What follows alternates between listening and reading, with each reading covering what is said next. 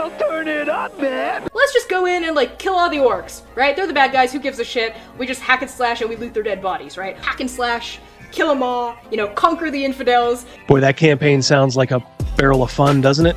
Somebody who's opening a refrigerator and leaning in, right, is the language of a woman. Somebody who's opening their refrigerator and being cut off halfway through that lean is the voice of like a mermaid or a siren, right? This is not the face of the hobby anymore. And I think there's been mistakes made in years past where people assumed that D&D players were all, you know, white dudes in a basement. Which has been a faulty assumption for a lot of years and gets more and more false every day. And so it's, in my viewpoint, honestly, guys like me can't leave soon enough. I just had to be born with empathy and a weakness for socialism and femboys. You gotta put a little hot sauce on the taco, you know what I mean? We want this dwarf to be the dwarfiest dwarf. Right. We want the elf to be the elfiest elf. And just the dashiest dash of Tabasco. Their voices need to carry across water. I'm a creative. It's a huge drain, right? Because fans can be awful. When we got the descriptions, they were very adamant. They were like, try not to make it like a white blonde guy. Like, please, like, we love him, but there's like 500 million of them. The diversity that the characters need to have needs to reflect the gaming world now. The mix of people that are playing these games, you know, it's not, 13-year-old white boys held up in their basements. It's a very diverse crowd, You say white lives matter, they don't. White lives don't matter because white lives aren't a thing. What's this? What's this? It's the jacket. The jacket. Lutherville, Marina Del X, Otisburg. Who's this monster? She's got her own place. Otisburg. It's a little bitty place. Otisburg. Okay, I just wiped it off. That's all. It's a little town. Yep. Okay. We'll do it live. Okay. No. We'll do it live. Fuck it. Do it live. I'll write it and we'll do it live. Fucking thing sucks. 5, 4, 3. Great, Sam. We dumping chump. It's a landslide, sir. On guard. Have a look at the headlock here. See that chap over there? Get your hand off my penis!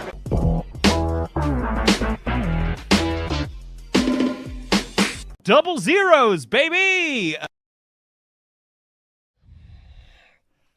Is this the short one? 5, 4, 3, 2, 1. You can see it keeps going.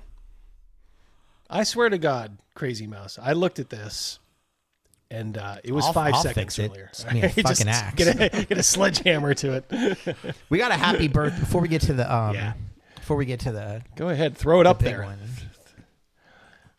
Boom! Line up that spanking machine. Check that out. Oh yeah, Jeff from Denkar, 14 months. Just sticky R. Happy to enjoy the show tonight. Today is my birthday. Great way to spend it. Thank you for spending it with us. Thank you so much. Yeah, we really are honored that you would choose to spend it with us Happy yahoos. And look at this. He always starts us off. DB, $5. DB, doing business. Doing business. Yard dog brothers and sword sisters. Brontosaurus steaks for dinner. We like sitting back, ready to break out the crack-a-lackin' on some skulls.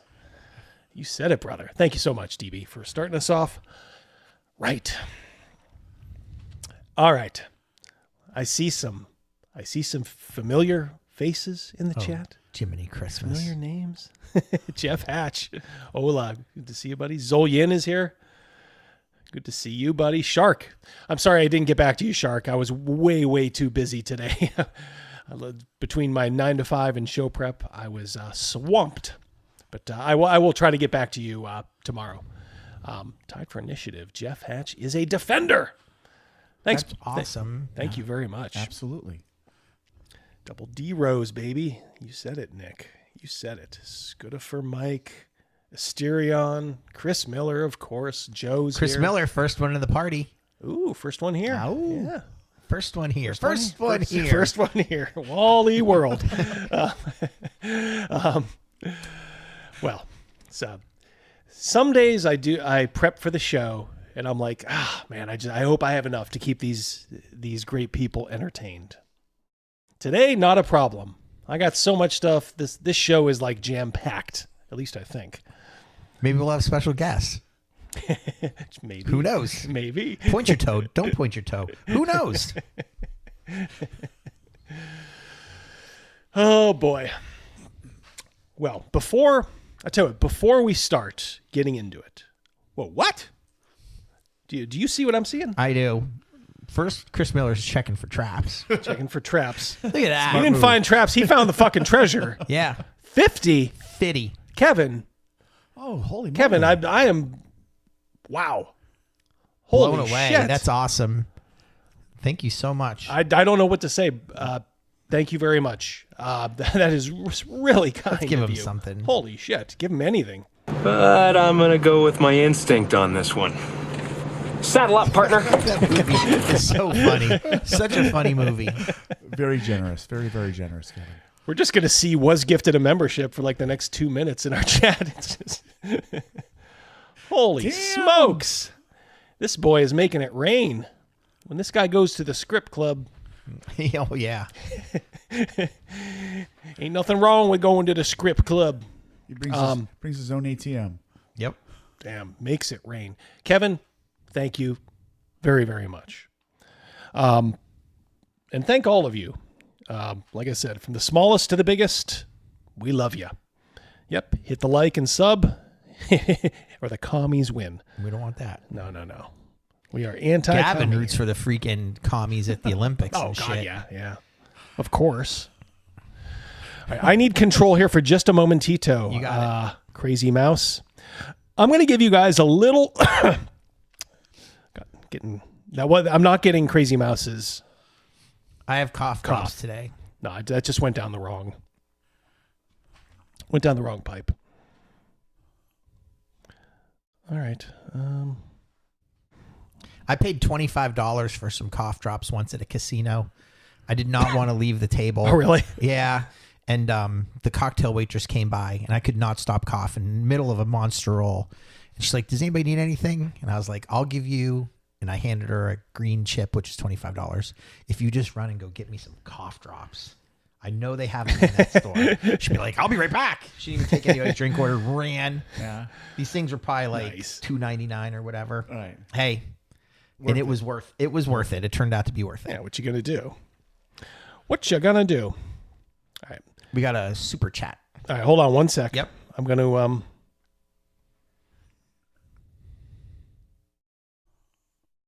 right. But these display captures are not working. Ironcaster, you are correct. When you need it, it's worth any price. Oh, yeah.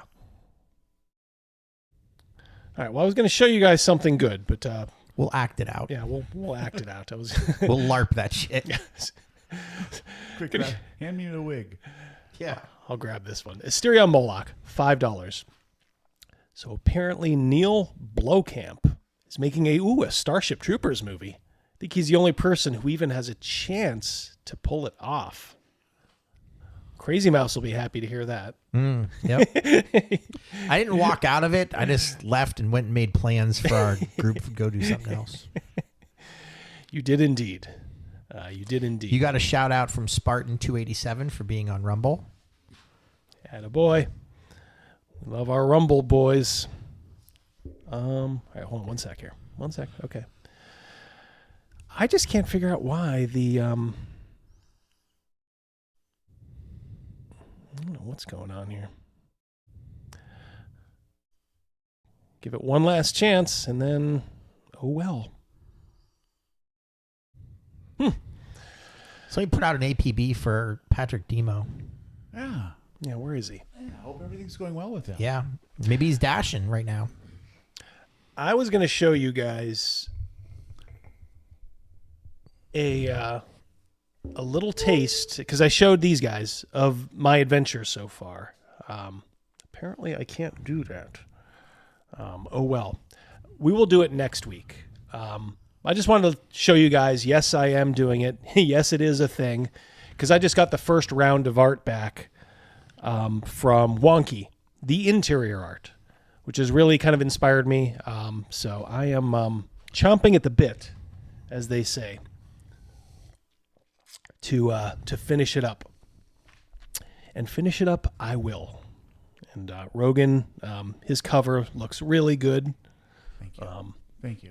Yeah, I'm just... fantastic. I appreciate that. Thank you. All right. Let me go back before we do it. Okay. I got a message for you, Double D, from Jeff Hatch. Please don't ever say we love our Rumble boys. It's true. It's true. Easy there, Lily Phillips. All right, fair enough. You guys keep me honest there. So, I don't often do like breaking news, tips, inside sources, but when I do it right. Some of you may have noticed I had a little video yesterday. This little video did pretty good. It's doing pretty good. It is. But of course, it's stale dated, so Lily Phillips. All right. We all know Sigil, right? The VTT. I saved you, and I'm here to save you again. So many of us played Baldur's Gate 3. What in the sweet hells were you thinking?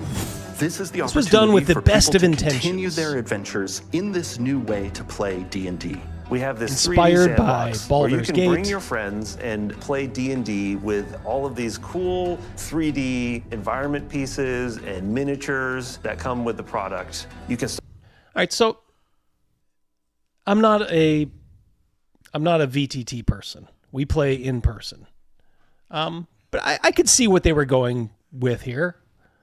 In the same respect, boy, was this ambitious. Essentially, it's like being in a video game the entire time. You know, in your D&D, and apparently, you're the DM. You can build structures, dungeons, experiencing a all role-playing that game, stuff. but in a more Put in these monsters. digital-friendly format. You go take those characters, Asterion. That owlbear just shit out a die 6. Did you see that? I did. Did you see that? Okay. That's some very nice. animation. Yes. And Karlak, you get to play with them and just tell your own tale. Where people who may be used to video games actually get to see the thing that you're talking about instead of just trying to imagine it. And it's not meant to replace your imagination. In fact, you actually need a lot of imagination still. You actually just pick up the miniatures and move them around, and you can build things like you would build at your table with 3D terrain pieces. You have 3D characters that you can look at, manipulate, dress up. What we're trying to do is get the most fast, fun, accessible version of the game. It's basically playing D&D on your own virtual tabletop. Just easy, fast, fun. If you played with minis before, you're just playing with minis here. It's just a place for you to connect with your friends online whenever you want.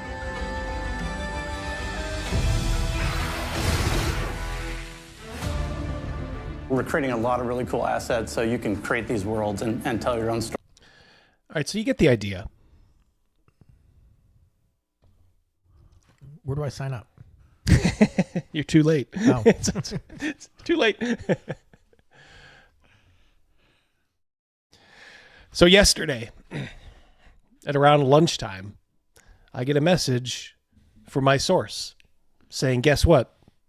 They're laying off 90% of the Sigil team, the VTT team. Here's the message. Obviously, there was a lot more to it, but this is the money shot, so to speak. No one was using Sigil. This is from someone inside Wizards of the Coast, and they didn't want to market it or support it. So it's game over.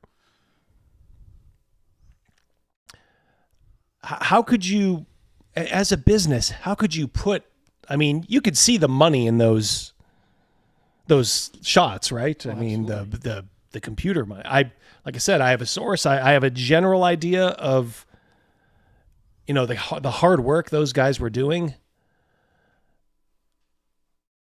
You don't want to market it or support it? What? Wow. Is there anyone with any sort of ability to run anything there anymore? Is there anyone? I'm starting to wonder. Yeah, with a voice of authority and maybe a pocket protector. I don't know. Is there? I am starting to wonder. I'll grab this one, Craziness. If you just showed up there with a lab coat and a clipboard, walked around, pretend like you're in charge of something, I bet you'd have free reign of that place. Oh yeah. Oh God, yeah. Just look half competent. Yep. He looks like he knows what he's doing. Yep. He's wearing a tie. Mercurius gifted 1 membership. Thank you very much, Steady Eddie. All right. Oh, and also Mercurius. Your name is Toby. Just wanted to remind you. Just letting you know. Yeah, just reminding you. Okay, so I get that. So what does Double D do? He took a lunch break. He takes a lunch break, goes in his car, doesn't have his shades on, beer's looking a little ragged. I pump out. I get home. I do a little thumbnail. I'm going on lunch, everybody. I'll be back in a little bit. Overkill Joe, Double D. I know you're insider. Yeah, well, please let's keep it to yourself, Joe. If that is true, I think we both know that we want to protect our sources. He's got the whisper thing emoji there. Good, yes. Yeah, this is a really, really good person. This is a good person. Lost me from day one when they said it was online and there were microtransactions. Well, so we'll play. Get beyond that. So we'll play a little comment section with Brett Cooper. I got to start gesticulating with my hands here. But I actually went through because I started to realize people make really good comments on some of these videos. So here's where the problem some people had. If you've seen the state of the Project Sigil, then you know it is done. It's not ready for release, not even pre-beta level. The bugs are horrible. Core functions are missing. It's done. People poop out dice out their butt. That's right. Yeah. Our pets' heads are falling off. I mean, trying to make gaming go full digital was just stupid. Digital are tools to enhance the game and help the DM. Yeah, and I think right there lies the rub, so to speak. I think they had the best of intentions, but it was caught in that nether zone between video games and tabletop games. And I think it leaned a little too hard in the video game direction for people. I think call it sort of the gaming uncanny valley, so to speak. Badger, $5. Funny, I remember doing DM's adventures with the original Neverwinter Nights, plus it having a persistent world server for players while I was away. Yeah, and how long ago was that, Badger? That was... 20 years ago or whatever? Crazy Mouse is greater than... Of course, Nick. We know that. How do you know? Yeah, I know. Where's that from? If you don't... back to the comment here. If you do not focus on that, then long-term, your sunk gaming is the table, period. They did not understand the game and what it is. It sucks because as a lifelong gamer... They had the dream job of working on D&D, and that is exactly correct. I had heard that from a couple of different people who unfortunately got let go. Maybe WotC will sell it. Hasbro might cut it loose. Just retain the licensing rights to be able to make merch and video games like they want and dump the game on someone else. Craig Bragg, $5. How would one even market something like that? Tailspire looks better and isn't tied Baldur's Gate 3. Thank you, Craig Bragg. Yeah, unfortunately, I'm at a little bit of a disadvantage because I don't use these.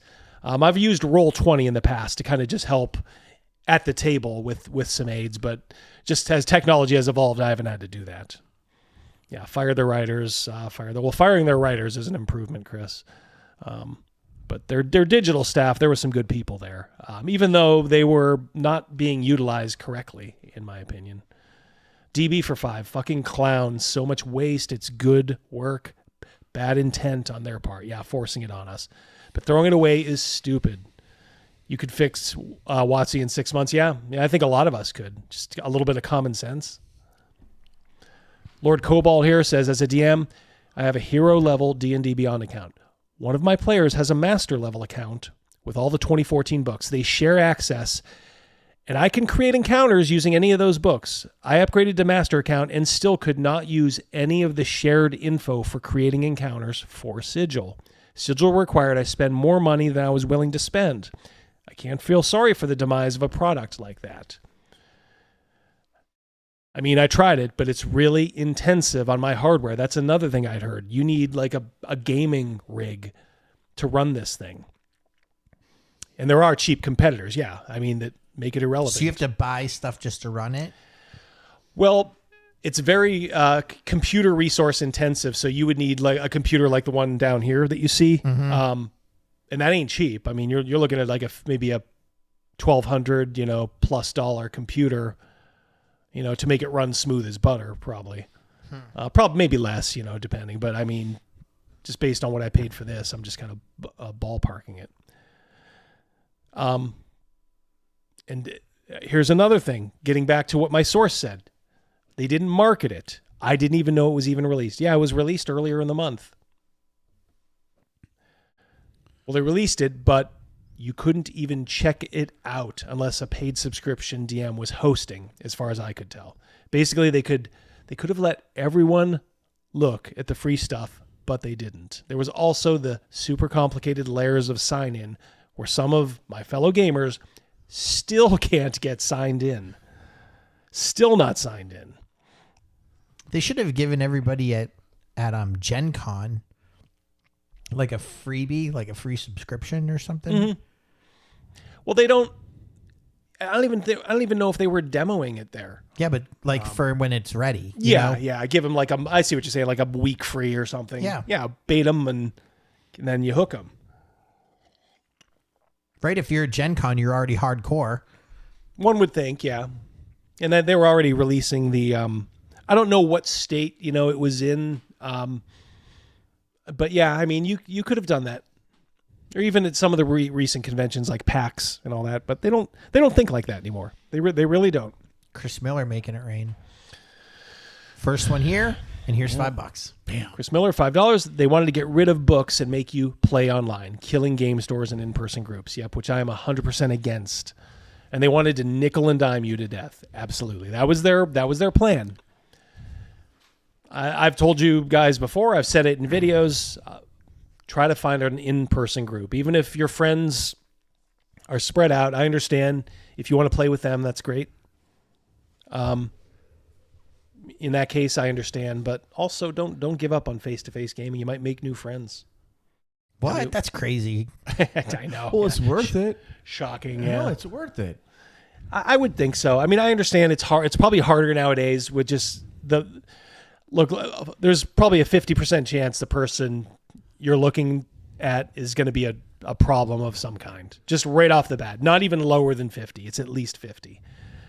They're either going to be one of those people you can't make a joke at the game table without fear of like offending them, or they'll bring their own baggage, or they'll be a problem player.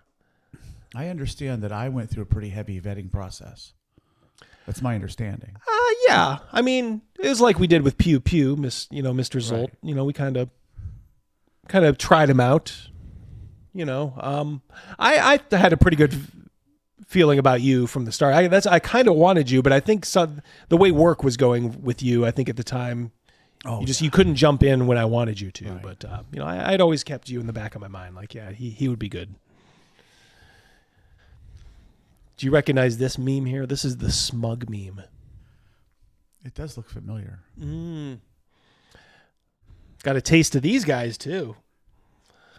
I got informative commenters, and then I get these guys. I don't believe this. More doom and gloom clickbait. They've got billions of dollars in a product that's been in development for years, along with a potential model that would clearly generate revenue by subscription, undermining Foundry and Roll20. Oh, you've already got them knocking Foundry and Roll20 off the top of the mountain, huh? Jeez.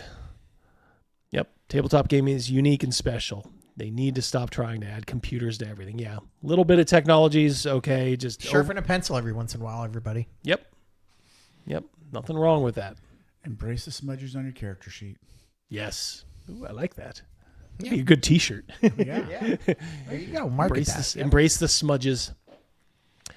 Yeah, and then this guy continues. On top of this, they just released a really decent alpha of a potential product. No, they actually released, I think, the product.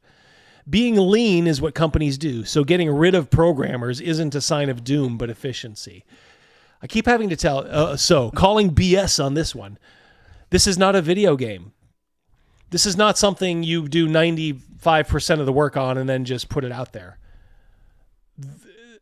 They're going to want to keep adding character models. They're going to want to keep adding new structures, new skins, all kinds of stuff. There's going to be a lot, and with the labor-intensive characteristic of this thing on your computer, I mean, there's going to be technical issues galore, I think. So I just, you know what? For 24 hours, I had to bite my lip. Not even 24, more like 17 hours. Let's get Craig Braggs real quick. Well, it's only Canadian, but we'll still give him credit. Go We'll ahead. give it. Hold on. Let me see here. What do we got here? Something here. You called down the thunder. Well, now you got it. You got it.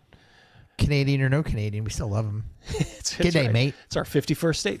I was a game buyer for my local game shop years ago, and once at Gamma, a WotC rep mentioned that Hasbro execs wanted to stop printing the handbooks, players' handbooks, because the margins were too low. Hasbro doesn't get D&D. No, they don't. And I think they're vastly underestimating the value of those, even to like the new generation. I think a lot of them do want a book in there. Craig, who's your picture of? Who is that? It looks like somebody, a character from a TV show, but I don't know if that's what you're going for. Maybe it's him. Maybe he did one of those little, like, make yourself. Let us know. You look like Harvey Specter, if that's true. All right. Badger, $5. I'm a tabletop purist. Calling Roll20 playing D&D is like sitting in front of a PC with some Astroglide and a washcloth and calling it sex. Crudely put, but Craig, you pretty went, much correct. Craig, you one fine looking man. Yeah. Hubba. Heartthrob. Hello. Porch, thank you so much for your $5 donation. We do appreciate that. Thank you for always being here too. I love that. All right, yeah, so this person's calling BS. Seriously? Is this breaking? As far as like Is this to news. you? Yeah. Oh, Jiminy. What's your source? Opinions on the viability or design of the product aside, what's the point of this video without a verifiable source? Oh, so the only way I can I can break news is if I betray a source. Clickbait, obviously. Yeah, there you are, whoever you are, pal. That is you. Roar. Yep. Makes no sense. It just released in beta. It's not even finished. How can they say nobody's using it? I tell you what, I mean, when they release a movie, they know within 36 hours how it's going to do. You don't think there's at least a few smart people on the business side of Wizards of the Coast up in the accounting office that say this thing ain't going anywhere. Pull the plug. Also, it's one of their biggest betting cards. Well, if it is, God help them. The book sales are not going well. Yeah, well, we know that. We'll talk about that too.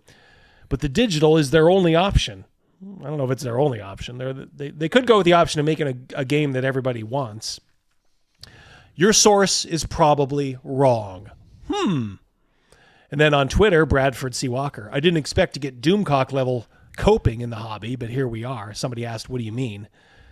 We got someone, that would be me, claiming that WotC's new VTT is canceled. This despite weeks of people showing Sigil in beta once the NDA got lifted. The proof? Lack of users. No shit, it's in beta. That's not cancellation. That's pushing to live. Huh? Also, I don't understand. Also, WotC would say so. Quietly, but so. Cope. Really? Cope.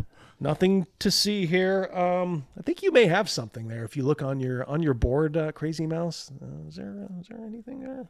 Nothing to see here. Wait a minute. Can you see something? If you don't, I got you. All right, nothing to see here. Please disperse. Thank you very much, Mercurius. Yeah, Yeah, everything is in beta, says Edgelord for $2. Exactly. Yes, thank you.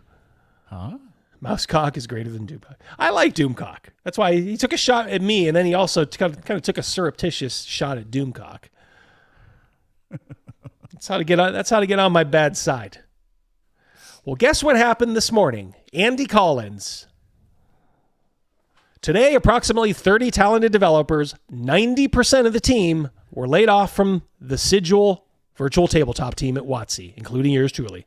I'm disappointed we didn't get to continue working toward the full experience that we imagined. So that's telling me right now it ain't where they wanted it to be. But happy for the opportunity to work on an intriguing challenge with so many smart and dedicated folks. I wish my former colleagues success in their future endeavors.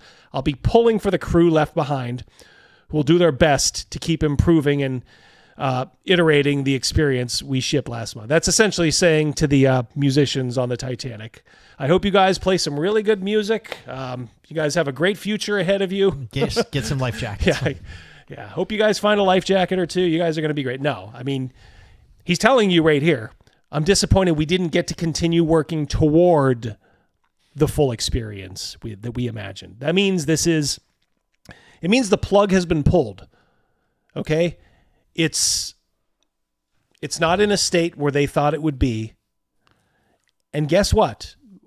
WotC has to save a little bit of face. So yes, it will be up, so if it's still there tomorrow, don't go, "Oh, you're wrong." Talk to me if it's there in a year. Because they're just going to quietly keep scaling it back, and then finally they'll either sell it or just shut it down because it's not worth the cost. And people just aren't using it. I mean, that's just it. People aren't using it. They can't charge, cut rate prices when they're in the hole this much. They laid off 30 developers, 90% of the team. So like 3 people stayed. Yep. That is exactly correct. That is what my source said. There are 3 people left on that team. Wow. Zolyin, good to see you here, brother. $5. Sigil could have done free-to-play like Marvel Rivals, yes, and be low-res to widen the PC range. Always lower threshold for entry.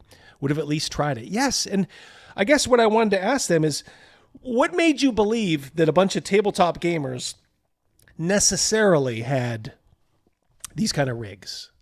I mean, I see some correlation, but man, just because, Baldur's Gate 3 did good, that doesn't mean everyone. Go ahead, throw Chris Miller back up. Woke bingo, cope, incel, touch grass, bro. Yes, exactly. I hate these people. And then somebody I do like is like, oh, don't, Bradford's okay. Bradford's okay. I'm like, Bradford just said I was coping, and he's simping for WotC. Did all those people text you today to apologize? Yeah, that's kind of what I asked. I did comment on some of those, just basically telling them like, yeah, you're wrong, assholes. You're wrong. Sorry.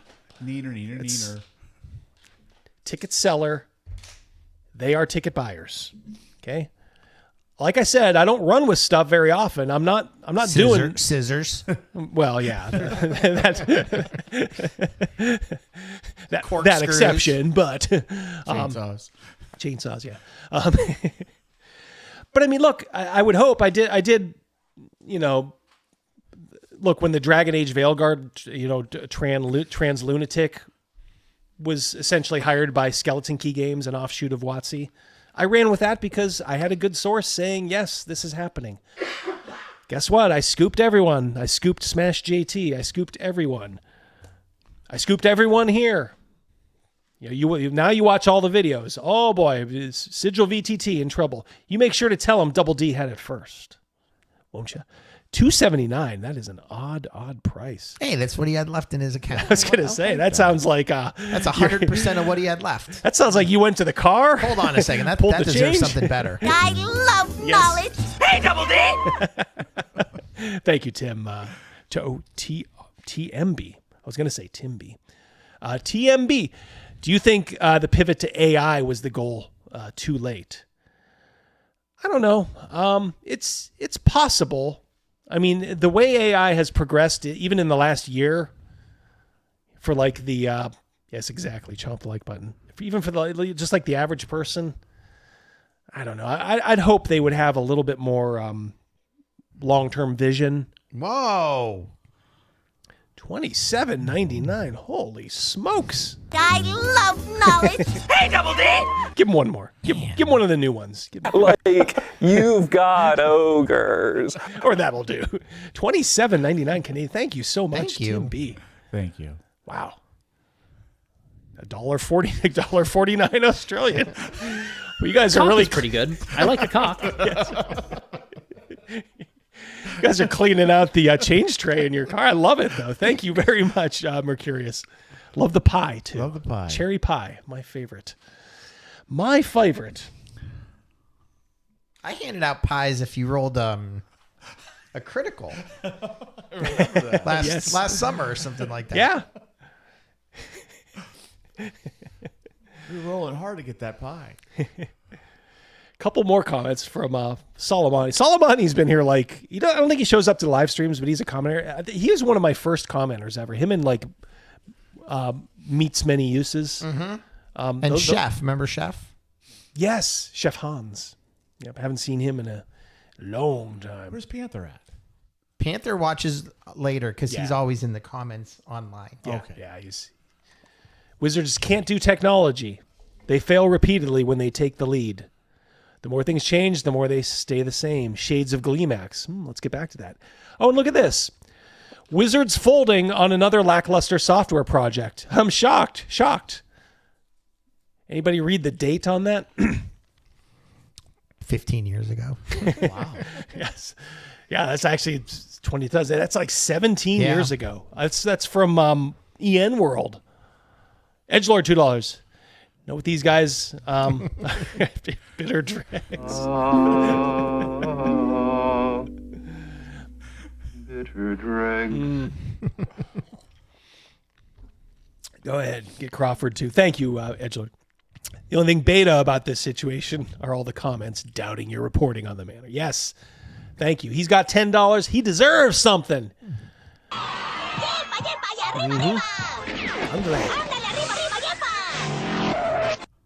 Stacking that cheese. Stacking cheese. I always liked when they did the Slowpoke Rodriguez. Thank you, Crawford of the Crimson Claw. Much appreciated. Yeah, that was his lazy. If people did you thought, read it? Did you read that yet? The only thing beta about the situation are all your comments doubting your reporting on the matter. I think I did. Well, we did. We got it read We twice. got a twofer. Yeah, I got a twofer there. If you had a problem with Speedy Gonzalez, what do you think people thought of Slowpoke Rodriguez? A fat, essentially a fat, lazy, south of the border bum who didn't want to move. Cousin Speedy. Yeah. I loved him. I had no problem with that. Die 20 play. He's got 10 too. Let's see. Show him what he won.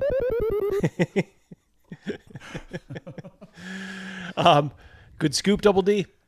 I DM'd the adventure with Sigil. It was profoundly incomplete. Yeah, I knew they were in trouble when they released the software wide with no fanfare, minimal instructions, no videos, etc. Yep. They knew it was going to fail. Yeah, that is and thank you so much, Die 20 Play. That is like a straight to video release almost. That's like when a movie used to go straight to video. And now it means a different thing. With all the streaming platforms. But back in the day, straight to video meant all right, this is not a good project. B movie history. Yeah, exactly. Like those Olsen twins movies all went direct to video. Yes, yeah. Yeah, and then the worm turned, where now there's no shame in that usually, but there for a long time there was. Somebody mentioned Gleemax. I just wanted to bring that up because boy, there are parallels. Gleemax was 4th edition, so we're talking 2008. In a recent blog post, WotC VP of Digital Gaming Randy Bueller announced that they were killing their Gleemax social networking site. Bueller. Originally designed to create a central hub where gamers could meet, discuss, and play games online. That's the thing that I remember back then that had people intrigued. I'm going to be able to play online. Remember, this is 2008. Things weren't quite what they are now, as far as the whole teams and, the whole playing online thing. It has thus far been unable to deliver on the grandiose promises made it launch. That's the official story. Do you guys want to know the macabre real story why GleeMax failed? Bring it on. They had a weak link in the chain in that the key person, the key employee, Joseph Batten, he was the one mostly in charge of it. Well, he killed his woman and then committed suicide. Shit. Yeah, a man who committed last month's murder, suicide at a Redmond, that's Washington apartment complex, wanted to carry out a much more obsessive, elaborate plan. Abductions. This is horrible. Defied a protection order and brutally killed his estranged wife, Melissa. How terrible. And he had some devious things planned. Now that brought up, when I saw that, I don't know. I think we've told this story, but we were gaming one night about 4 years ago. Mm-hmm. It's coming up on 4 years this summer. And Mrs. D, we'll go up and we'll decompress and just all kind of chit chat and bullshit a little bit after the game before everybody goes. But sometimes Mrs. D just, says, a couple things and then goes up and takes her bath. Well, she was taking her bath and, we were just probably talking loudly. And she came running downstairs, like almost half naked, like with a towel around her. So I knew something was up and she was like kind of screaming my name. And she's like, I just heard a woman screaming and gunshots. So, we all kind of sprung into action, just looked outside. I think I grabbed my 44 just in case, because we had no idea what was going on. And as we were going out, my wife said she heard 3 shots. She goes, I heard a woman scream and then I heard 3 gunshots. As we're going outside checking this out, we all heard another gunshot. Yeah. So we're like, what the fuck? Police come, all that stuff. Well, unfortunately, eerily similar to this situation. It actually was kind of like an older guy. I think he was in his like 40s or 50s. Just defied a protection from abuse order. It does go to show you, like, a piece of paper is nice, but having a gun or something close by, and a nice locked door, a nice deadbolt is even better. And that was just across the street and a few houses down. That was 4 houses up from us. Yeah. This is before my divorce. Yeah, keep having to tell Mrs. D that we're divorced. So it's really macabre. So it just kind of set off that memory when I read that. I knew something happened, but I didn't realize. Maybe I just thought I don't know. I didn't know what to think, but bad stuff. Gunshots every day. Oh boy. Where do you live, Chris? He lives in Georgia. Starlock 13. Mm-hmm. Get out of there, Chris. Move to the north. The hammocks. Yeah, move to the hammocks. Move to the hammocks. That's my answer for everything. Make our own community. Yes. I'm going to try one thing. Oh, my Lord. 1 second here. I knew that, Chris. I remembered that you were near Hotlanta. The dirty, as they say. Yeah. Guess what? I found out the display capture is back, so we can get off this macabre news. And I can show you guys a little of what Double D's been cooking, as The Rock would say. All right. So here we go. I'm going to give you guys a quick little look.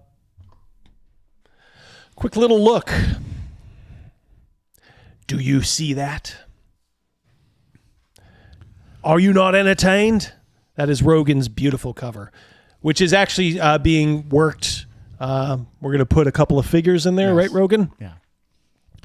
Does anybody notice the cat hiding in the tree? Oh my God. I thought I'd scoured this. I didn't see that. Where? Did you intentionally put one in there? No. It's right here. Plain as day. Oh, wow. Lower, like, left-hand side right beside the lips. It does kind of look, yeah. We are very pleased with Rogan's cover.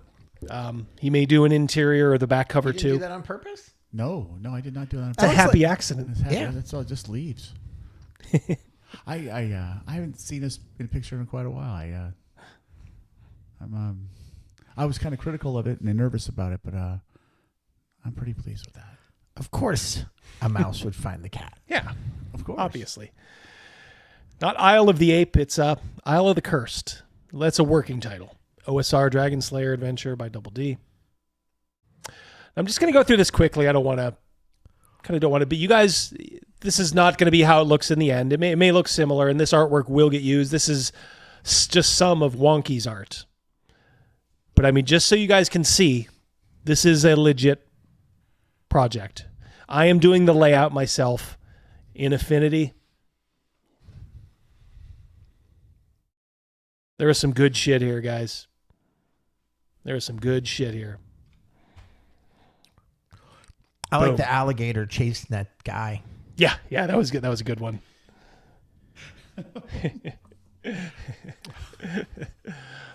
Slowpoke Rodriguez would not escape an ice raid. No, he wouldn't, man. He might as well just self-deport Crawford of the Crimson Claw. Boom. Oh, Chris, I appreciate that, brother.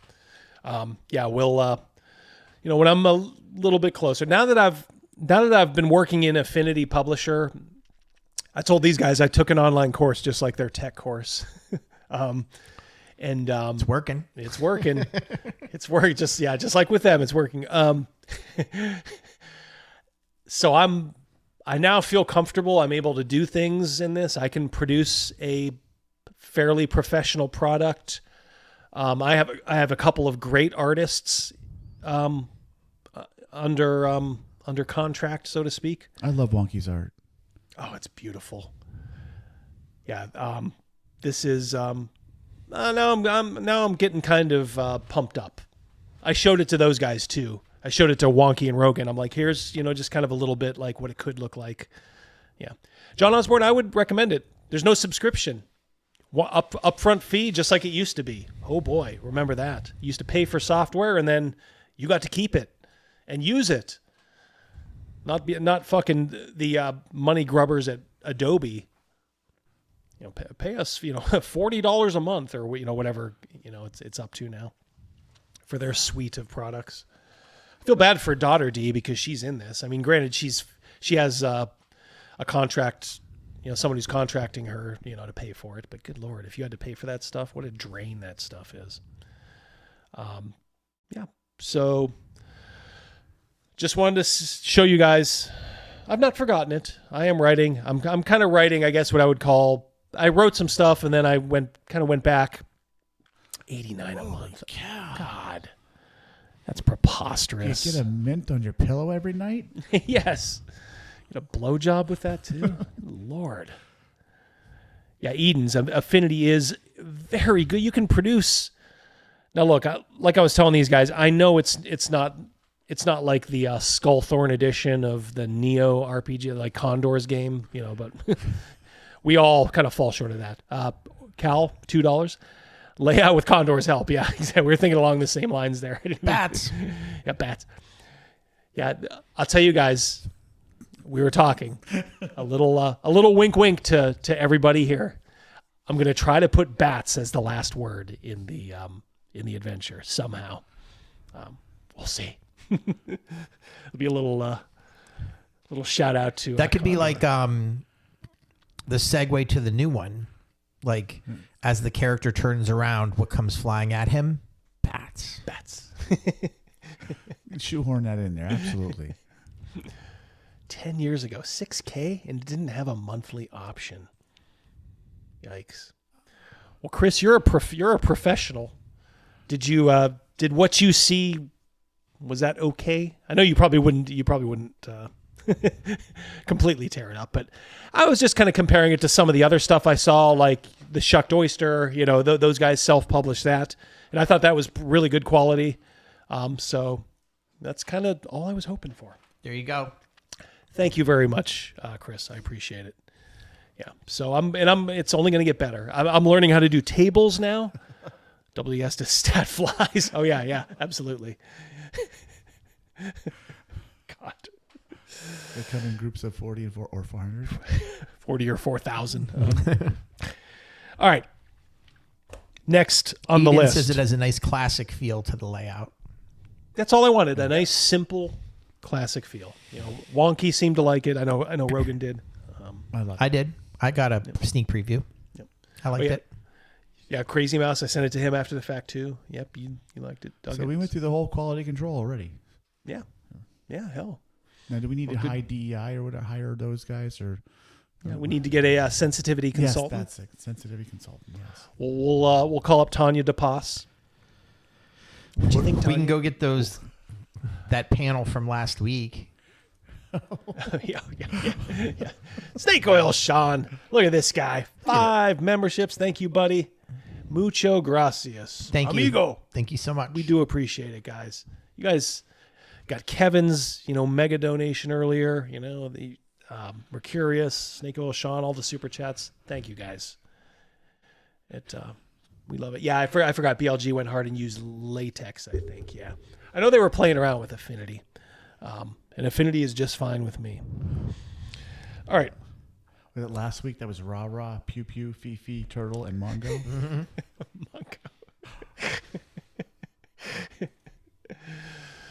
DB's going to be my sensitivity consultant for $2. I'll consider it, DB. I'll consider it. Except DB will go, there's not enough racism here. There's not enough sexism here. Where's the tits? Yeah, where are the tits? Yeah. Thank you guys very much. Mercurius, $5 Australian. You can't get simpler than the MS Notepad that Condor apparently used. No, you can't, Mercurius. But hey, what can you do? James, 5 memberships, buddy. Thank you so much. I have been very, very busy. I saw you were streaming. You get one. I know. Lord, I do feel like Oprah here. Yeah, thank you. I will try to hook up when you're streaming this weekend, James. I've been so busy. This past week was busy with that stuff, getting the old adventure ready. And yep, thanks. I appreciate it, guys. All right, moving on. What if I told you Scott Garibay hit it big? I'd say what? Hit what big? I will say that John Tate. I'm sorry, Rogan. 1 second. £2 for the latex mention. Thank you very much, John Tate. Go ahead. Well, I would say that I knew he had it in him. I knew he did. I don't know what he hit, but I hope we see a sticker on his visor. He hit a deer, a dog, a pedestrian. I knew he had it in him. All right. Hungar. Tuesday at 7. All right, I'm going to write that down. Tuesday at 7. If I can make that. Tuesday 7. I am writing that down, buddy. Thank you. Ooh, new issue of April 1st, Pundit's new Viking book. Ooh, that sounds good. After that, I want to publish my own OSR setting. Nice. Well, let's talk, Chris. You have automatic buyers. Sold. Okay. So Scott Garibay is, when he talks about pretty much everything, nobody listens, right? E.F. Hutton. Except for us. We're his E.F. Hutton. Everybody else is everybody else, as well said. Yeah, E.F. Nutton. All right, so he's been on this thing about tell you what. We can make that happen. Ooh, well. I get him first, Chris. I get him first. First time in my life He's wanted. mine. Yeah, Somebody wants me. yeah, Rogan's not going to know what to do. Quit your welding job. Oh, I would love to. All right, so let's start here. Scott made this video like a year ago. Hi friends, this is your pal Scott Garibay, and today we're going to talk about right now is the perfect time to bring Orion Akaba back to Critical Role. All right, so some of you know who Orion Akaba is. I know for a fact these two don't know who Orion Akaba is. I will do a little video. I will put a little video in as far as who this guy is in a moment. But let's have him set the stage. Orion Akaba. Okay. Well, let's just listen. So first, let's list them off. Why is it the perfect time to bring back Orion Akaba, and why is it critical? Well, no pun intended. Why is it absolutely mandatory to bring Orion Akaba back? Orion Akaba let go from Critical Role after 27 episodes 10 years ago. All right. So, one, why is it the perfect time? They just finished Bell's House. They're going to do campaign 4. Okay. So it's a natural progression. This is the perfect time to bring in new players. Okay. Why should the new player be Orion Akaba? Because Critical Role, every single one of them are all millionaires, and they would not be millionaires without Orion Akaba. He is the reason Critical Role succeeded. Let me give you the percentages. Okay. 66% of the reason that Critical Role succeeded is Orion Akaba. Okay. Then 33% of the reason why Critical Role succeeded is Matthew Mercer. You got a 33 and a third chance of winning. In the world. But I got a 66 and 2/3 chance of winning because Kurt Angle knows he can't beat me, and he's not even going to try. I would say his math ain't mathing. Man, that's tough. I don't know who number 3 is. I'm going to have to answer that in another video. All right. Cal. And then what Garibay is the sleeper alpha. Is Sam Riegel, Travis Willingham, the Critical Role players. They are terrible. I feel like it is shocking how like the Chicago Bulls got nothing on Critical Role, right? Like, you know, Michael Jordan carried the Bulls, and man oh man has Matthew Mercer carried Sam Riegel, Taliesin Jaffe, Marisha Ray, Ashley Johnson, and then Travis Willingham. They are abominable. He is struggling with a real cold back then. Yeah. Now he does. Those things are completely clogged up. Players. Just glad it's and I really nighttime believe and I they're can't see 1%. it. I believe you could have replaced every single one of them, and you would have had the same success with Orion Akaba in place and with Matthew Mercer. All right. It's funny. We need. All right. So who is Orion Akaba? Well, let's go back to our friend, Super Geek Mike. Cock is pretty good. Yeah. Talk about Tiberius. One of the players at the beginning of Campaign 1 who did not. So Orion Akaba played this character, Tiberius. I have no knowledge of this stuff. Stay with the I am a pure neophyte, as are these guys when it comes to Critical Role. Cast Orion Akaba and his character Tiberius, a dragonborn sorcerer. He's only with the show for the first 27 episodes, but we're going to talk a little bit about some of the traits that presented themselves. He felt the need to win. He felt the need to be the most successful or to do the most cool stuff, to kind of go Nova in every combat that he could and use as much of the powers as he could. And this not only put him at odds with the mechanics as he... Asteria Moloch, $2. Wasn't he the guy who essayed somebody? I don't know if he was that. Would run out of somebody in the chat could probably stuff faster and need long rests more often. But he seemed like kind of a jerk at the table. It also put him at odds with the other cast members and with Matt, because he had this mentality of how to win the games, of how to win the fights, and sort of took it on himself personally to handle a lot of these things. That himself. I heard. He interpreted situations as adversarial when they did not need to be and should not have been. I didn't think so. There is a point Maybe that was where somebody the else. character begins to do things that are kind of brazen and kind of inappropriate. He brutally murders someone in the middle of a fight, which I don't necessarily think he was wrong to do. I mean, they were in a fight, but that person was like retreating or asleep. I don't remember the exact details. It was also an old woman. So his character murdered someone in the middle of a fight. And he just threw this, Super Geek Mike throws in, yeah, my blah, blah. Oh, and by the way, it was an old woman.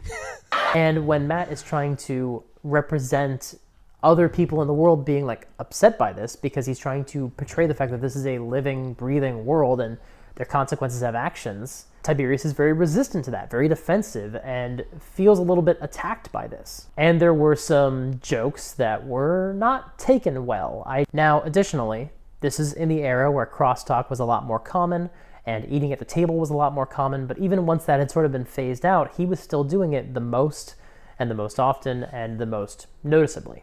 Now, there are some personal things that were going on with Orion that we need to address. One was that he was struggling with cancer at the time. I believe, I don't know the specific type, but I suspect that was part of the reason why he was on the eating schedule he was. DB $5. Are you even playing right if you aren't murdering old women? I guess it's kind of weird. I'm kind of caught in the middle here in no man's land, DB. Because I can see, because I'll coming up is like a clip of him at the table. I can see where he'd be a bit of a pill at the table. But in the same respect, the reasons they got rid of him, like, I think is just because the Critical Role cast is kind of just has no sense of humor at all. Instead of just telling him like, hey, tone it down, Tiger. What's up, Travis? Good to see you. You know, they went full like, let's get rid of him.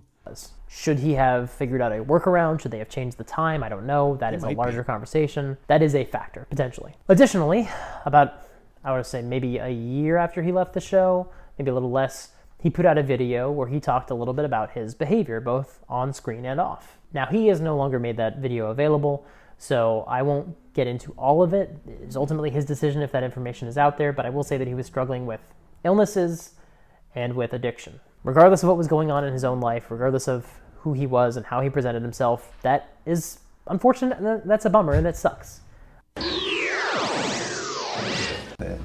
So he is bottom row middle. Bottom row middle. What are you talking about? Don't you tell me I'm drink. His character, Tiberius, I guess, is drunk. It's never a good idea to put your hands on the DM's woman while your character is drunk. Oh, you. And this is so good. Are you sure you didn't hit him with the blunt side of your No, knife again? That was good. Just took a shot of the... Oh! You, in fact, Gibby, Your Highness. What did you do? Oh, Why are you touching me? I love protecting you. It is our luck. He loves you. Don't so. That didn't look good there for a second. Yeah, that freeze frame kind of says it all. He's like, that is my car wash angel. Get your hands off of her. Touch me right now. He did a little, you know. See, I'm telling you, nobody likes me. I don't know. As Vex is saying this, Tiberius is getting a half chub. A what? Hey. Well, that's just weird. You can't see it because it's inside. Yes, because you said it out loud. So. Anyway. That's problematic. Getting a half chub. I don't, like I said, that wouldn't bother me at the table. Right. Look, our only requirement is it better be funny. Yeah. If you say that stuff and you can't deliver it or it's not funny, then it's not funny. Yeah, they fired their only person. Kind of ironic, James, isn't it? I'm caught in the middle here because, all right, so Garibay really starts to lose it. Okay, he's doing videos that normally have like 30 viewers. All of a sudden, he starts doing videos. He did this one last year, which did well. I don't know why he just didn't keep doing it, but he picked it up again with this video. I think this is one of his latest ones. Hi, friends. He starts going like really unhinged here. This is your pal, Scott Garibay, and today I want to talk about Orion Akaba and how Matthew Mercer, Laura Bailey, Travis Willingham, Taliesin Jaffe, let's get it through. Matthew Mercer and Mercer Ray, Laura Bailey and Travis Willingham, Ashley Johnson and Taliesin Jaffe, Liam O'Brien. What does he have to say? The whole cast. We don't need to. We don't need to know the name of all the dwarves. Oh wait, I tripped up on one. Let me go back to the beginning and start over. And Sam Rice. It reminds me of Lethal Weapon when Butters is Chris Rock is dialing that rotary phone. 5, 7, and then you made a mistake. You got to hang up. You got to do it all again. I know Mystery Science Theater had a joke. They're like, how much padding did rotary phones add to all those old movies? Because they would show them like going to town on those old rotary phones. Take like a minute. I think this is extremely real. So, and this is a new revelation that I have seen based off of literally hundreds of critters coming and commenting on my demand for Orion Akaba to be returned to season 4 as a regular player starting in episode 1 of Critical Role's next campaign. All right, so let's dig into this. So I recognize this right away that that Orion Akaba is in position for a death of despair. If you don't know, death of despair is it's an American male problem. It doesn't exist anywhere else. Who's chewing on his hat? Like, look at that front brim, right? Yeah, I see it. I see it. There. Could it be one of those distressed hats? I'm sorry, I missed something. I kind of missed what he was saying there. It hit my brain and bounced away. Talking about how Orion Akaba is worse off now than the average male American, who's not doing good in and of himself right now. And it doesn't exist for women. It's a term that's literally used by the New York Times to describe low millions of deaths that are suffered every year and have been suffered for about 15 years by men who have been cast aside by our society. American men are, they're really in a lot of trouble. Right now, women go to college at a higher rate than men. And when they go, they graduate at a higher rate than men. Men are less prepared for a world that is nothing but knowledge workers at this point. Only knowledge workers are needed at this point. And they're in a lot of trouble. And this isn't me just like, oh, what are you talking about, Scott? Hannah Rosen. We need a. He did the swipe. He did the move. Yep, yeah, he just did. He did the. It's like throwing a spitball. Yeah. Don't go to your mouth. You've been warned. $5, Crawford of the Crimson. Yeah, we all get essayed whenever Critical Role has a new episode. Yep. True. Wrote a book 15 years ago called The End of Men, right? And people were like, so it's important to realize here, he doesn't know Orion Akaba. This happened 10 years ago. Orion Akaba may have been done a little dirty and may have earned some of it. I think there's probably a percentage of that kind of stuff in there. But look, if you have somebody who's not working out at your table, who's just being disruptive, I can't blame the Critical Role people for being like, hey, you'd be happier somewhere else. Like, this is not working for anybody. Right. And, probably even for him too. Look, if his jokes aren't landing and he's just, he's got Marisha Ray acting like a, Miss Car Wash is acting like a prude, like right next to him. Don't touch me. Where would he ever get the idea? Where would he ever get the idea? Like, aren't you going to get divorced? And she, of course, did get divorced, right? Like, she was like, no, this will be fine. And you're like, oh no, like, you just said that your husband is kind of useless and worthless, and turned out he was. Didn't need him. Like, it was pretty bad, right? Like, this death to despair is extremely real, right? And I recognized how this happened, right? Like, people are like, oh, hey, you made some mistakes previously. Rather than you getting a second chance and getting a chance to earn your way in this society, why don't you go lay behind that dumpster and just freeze to death in the middle of the night? That is a weird. Yeah, that is a huge stretch. Wow, man. I'll see what I can do. You want them to fall hard, man, don't you, Garibay? Holy moly. Yin for $2. Some video about Scott went viral. It was in my feed. Yeah. I'm not sure if it was this one. Might have been one from. He did like a slew. In fact, we'll go through some of his comments to people in his videos. That'd be great for all of us. And quite literally, millions of men are doing that today. And showering and freezing to death on the behind front the edge of this, right? In a van down by the river. Every single day he wakes up, and and he tries to get into his grind, and and he walks around, and they're like, "Oh, aren't you that sad sack who was a founding member of Critical Role?" And when you look on Wikipedia, everybody has a page except you. There's no link on your page because you've done nothing that the world will acknowledge. where the rest of the people that you set up. This guy's probably like, hey, asshole, I've done stuff. Yeah. I've done stuff in the last 10 years. Is he projecting? I don't mean to diss him, Garibay here, but is he projecting a little bit? I hope not. Yeah, I'll tell you what, there'll be... We got one more little one after with this. Literally dozens to show you that he made it big. Of content containers and that are used every single day to promote work for them and get them fame and glory and wealth. All of them are now millionaires, and you have nothing. Salient advice: if you are freezing behind that dumpster, just crawl inside. A little bit of warmth. How Thanks, does TV. he, And at this point, we're 10 years in, right? Matthew Mercer has been using Orion Akaba's work to promote Critical Role for a decade. They invited Aaron Hansen on, who did abominable things. Is Aaron Hansen the SA person?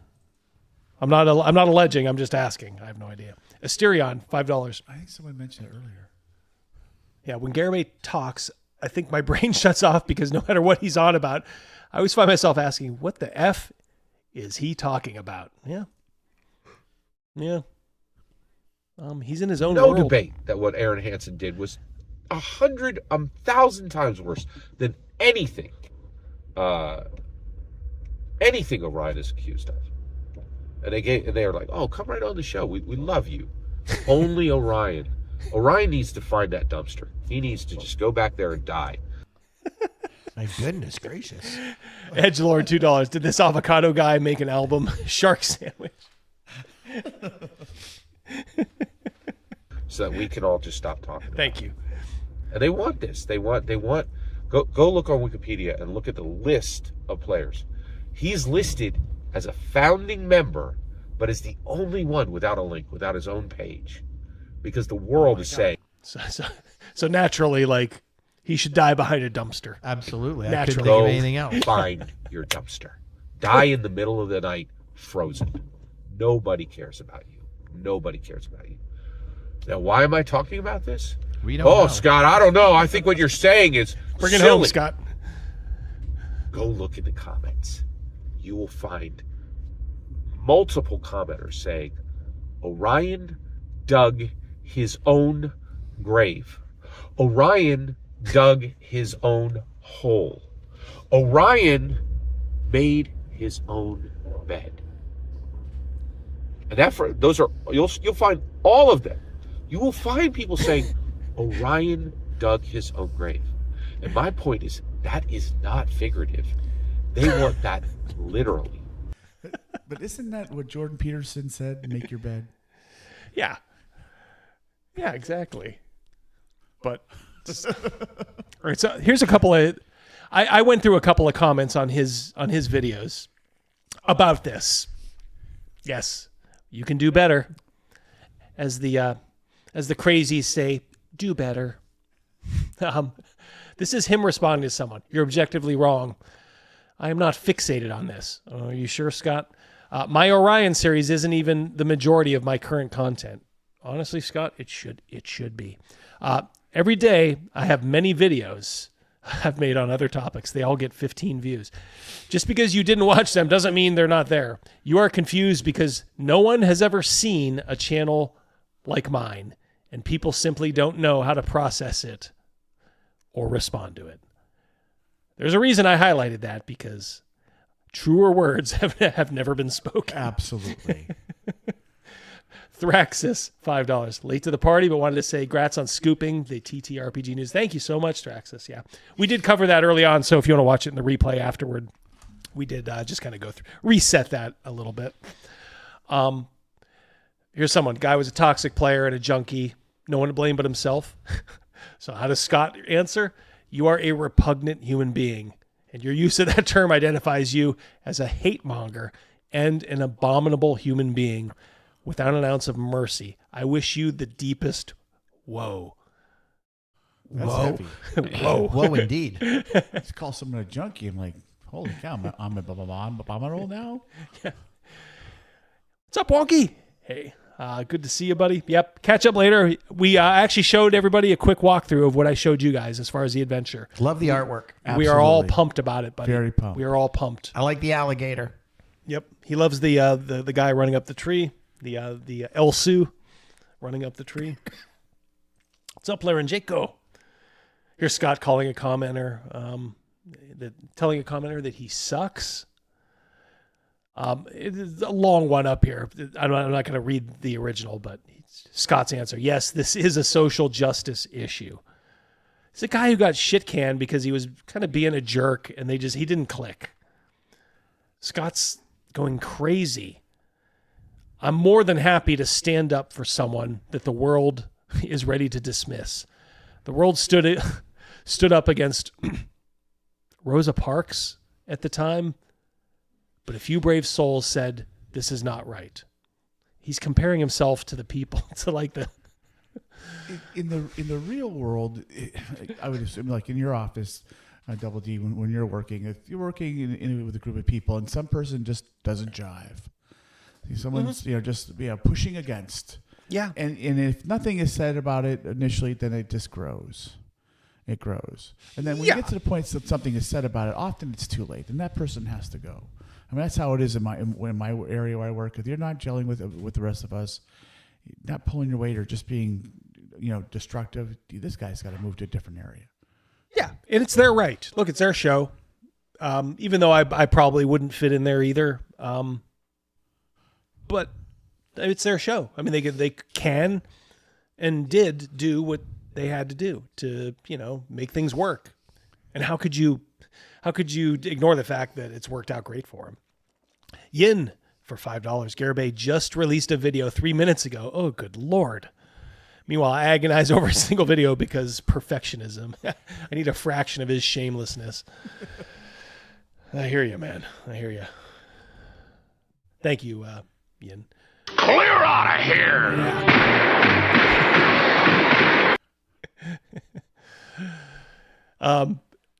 No, they're not friends. They're literally business partners with billions of dollars on the line. Billions? Is Critical Role worth billions? I don't know about that. I might have to check the books on that one. Yeah. I don't know, Scott. The most deranged video I've watched in a while. Literally fan fiction. I wish you woe. He's into the woe. He is into the woe. Wow. When he says it, he means it. Yosemite Sam. Give me 1 second here. I want to show. All yours. Yeah, I want to show one thing here. While we're doing this, smash that like button. Oh yeah. Yep. All right. Every time you smash the like button, a dragon gets its wings. Ooh, I like that. I like it. Put that on a shirt. Yeah. These are some of his most recent ones. You can see there's some are doing a little better than usual. 690 views. That's probably a spillover. 200 views is even good for him. 42 views and 34 are a little bit more normal. But you see here, every time he opens his yap about Critical Role, Aaron Hansen is invited onto Critical Role. A new reason, Matthew Mercer. A good reason you should join me in demanding Matthew Mercer. Probably something about Orion Akaba. Boom, 1.1. I noticed his subs have gone up. Scott, this is weird. And there's another D&D YouTuber. And this is where I knew he made it big. This guy is called Crispy's Tavern. He does not seem like our kind of guy at all. Hey. Is that Connie Chung? Did I speak out of turn there? Or can we say this is probably not our kind of guy? But he does have close to 100,000 subs. Want to hear a story? There was one fan in particular, one man who, for the past 3 years, has not been satisfied and has had no closure. Nice for nail 3 polish. years, he has dedicated himself to getting Orion Akaba back on Critical Role, uploading a whole series of rant videos, entire essays, trying to convince the public that Orion Akaba deserves to be back on Critical Role, and that Matt Mercer is an unjust man who has punished Orion Akaba. Kevin for $20. Kevin, you are being really. That man his money. Pay him his money indeed. I've traded barbs with Garibay on one of his videos after the OGL about the OSR. It was fun. Yeah, he does not think too kindly of the OSR, or even, I think, Shadow Dark, anything that competed with D&D. Yeah, he has a problem. Thank you so much, Kevin. I do appreciate it. And your generosity earlier, and everybody else's too. It's much appreciated. Again, thank you guys. For crimes that were unjustly prosecuted. It's all very dramatic, and I haven't really had an excuse to talk about this. I haven't had a reason to talk about this. This guy isn't exactly making huge waves, but recently his videos actually have been moving through the algorithm, and a lot of critters have been seeing them. So when I saw this, this video got recommended to me, and I'm like, wait, what? Garibay got recommended in the algorithm? This is news. So it kind of caused me to do a deeper dive. I don't think we want to watch this very effeminate young Asian boy. Rainbow Dice T-shirt, Justin Bieber hair. Yeah, I think we're good. Finger nail polish.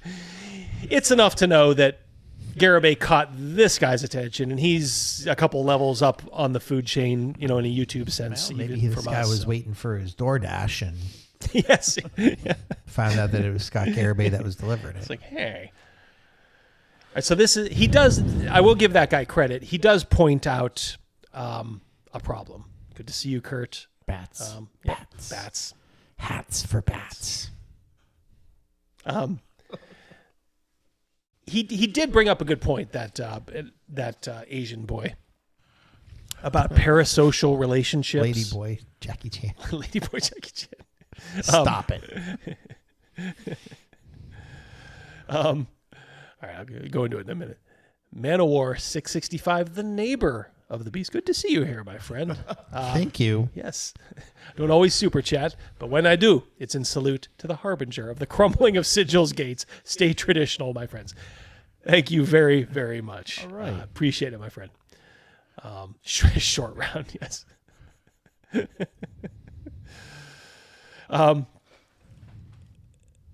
Garibay does have a problem. You see his obsession with protecting D&D.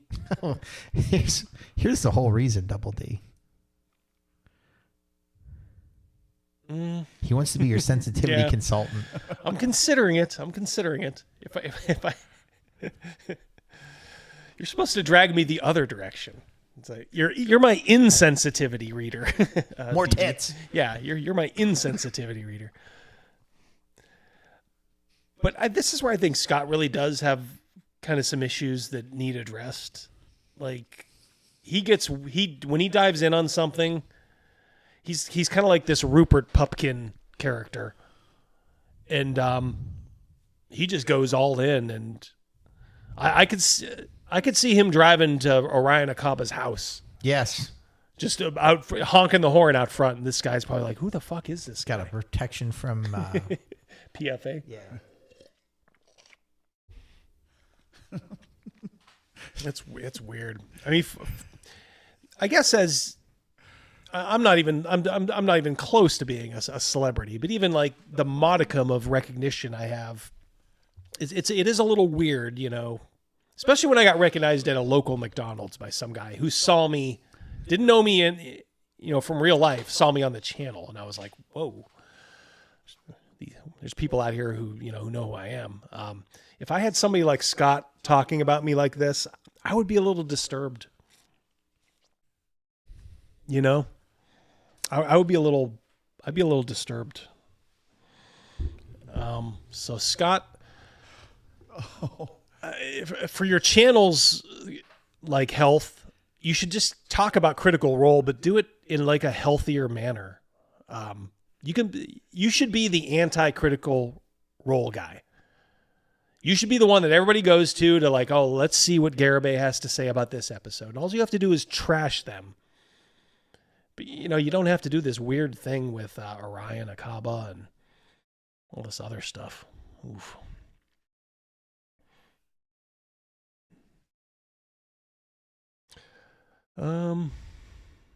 Yeah, he seems disturbed, says TMB. Unfortunately, a little bit.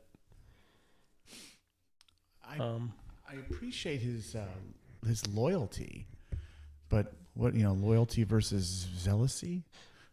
Yeah, I think he goes over the line a little bit. Like if he was, like, I guess if he was your friend, you might appreciate that, but that would get old fast, though. Yeah.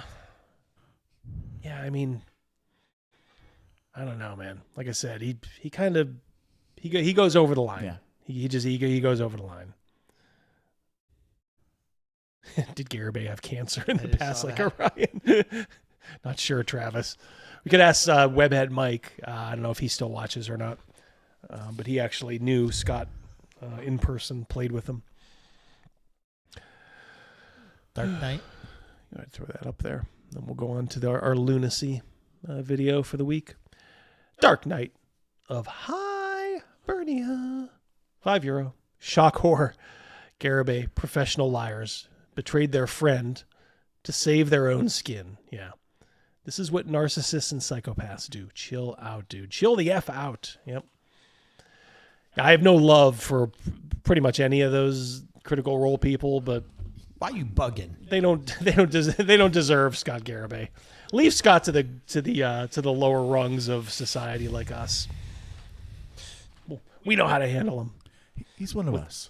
Yeah, he's one of us. We'll handle him with not with kid gloves, but we'll give him a beating, and then we'll sack of oranges style. Yeah, and then we'll say, "All right, we good now, Scott?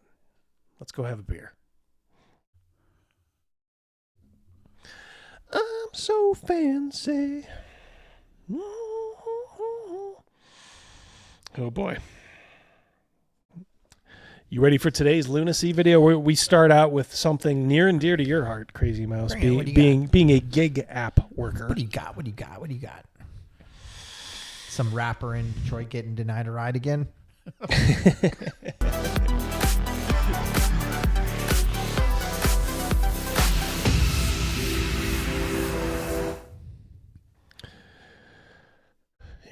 I've been waiting on this day to tell you how much I hate this fucking house. Amazon driver. That's one of the apps I do. The shit that you order, all of the shit, I hate it. I hate this house. I hate that you order shit. You are the fucking laziest fucking house in this whole goddamn neighborhood. You're inconsiderate. You're full of shit. I fucking hate everything about y'all. I hate it. All you have to do is fucking order the store from Walmart pickup or Central pickup or whatever, and go put the shit in your own truck and go do it your fucking self. You are the laziest sons of bitches ever. And then people bring this shit. We break our backs, we break our necks, we break our nails, we break everything to bring you this shit. And you're ungrateful as fuck. I hope you know that. Ooh. Sounds like...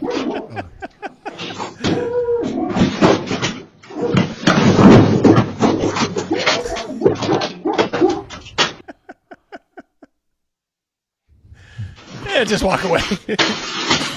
I'm grateful. You're getting paid to do this. If no one ordered, you wouldn't get a paycheck. Yeah. It's part of me can sympathize with the frustration, but you just can't do that. You can't do that. Yeah. When did Whoopi drive for Amazon? Yeah. I have a story, and I know I mentioned it once, but I don't know if anybody. I mentioned it at our Friday night group. I don't know if anybody remembers it. I was making a delivery, and it was a couple cases of water, and they wanted it at this specific door, and their whole yard was just an absolute mud puddle, and I was ruining my sneakers to freaking bring them their water, and the last case I just chucked on their porch. like that dude. Yeah, it was very similar to that. I was so pissed. Not one of your finer moments, I'm sure. But I was more pissed that I ruined my sneakers to... Yeah. bring them their shit. And the door that they wanted it, like they had another door I could have put stuff at that was not covered with mud. I remember you telling me that story. Yeah. You have to understand, Crazy Mouse is very particular. He's a sneaker guy. Sneakerhead, yeah. Yeah, so he's got lots of sneakers and likes to take care of them like immaculately. So I could see that. I was fit to be tied. I get it. Yeah, and like, you know, dumping the stuff. I mean, I don't know. You know what? You the shouldn't water be doing bottles didn't fall all over. They just stayed in their case. But I did chuck the last case on their porch. But like in the video, that one dude just tipped it over. Yeah, and didn't care. I don't know. You didn't have a ring camera moment. I have a ring camera moment. It was a snowstorm a couple years ago, and I was slipping, and I fell off their porch into a snowdrift. And I felt like Paulie from Rocky. Yeah. So I messaged a customer and I said, "Hey, if you want a good laugh, check your Ring doorbell. I just fell off your porch and fell into a pile of snow." They tossed you a bigger tip? They did not alter the tip, and I don't know if they ever watched the video or not, but it was there for him. JP says switch to tactical boots, Mouse. Oh, I don't wear my good sneakers at work now. I just wear some washable, like I have Crocs, some white Crocs, and I don't care if they get creased or dirty because they just wash right off. To tell you how much I hate this. Don't know why that started. Wow. That doesn't, you know what's weird is I don't know if that one is an Amazon driver. She might be a Walmart driver. Oh, yeah, that's right. Because an Amazon driver would wear those vests that he has on, and she mentioned Walmart. Yes. That might have been her right there, though. Holy cow. All right, so let me show you this. American Airlines passenger starts throwing punches after claiming he was followed by demons onto the flight. Oh boy. This Savannah flight bound for Miami hit turbulence just moments after takeoff, and we're not talking about the skies.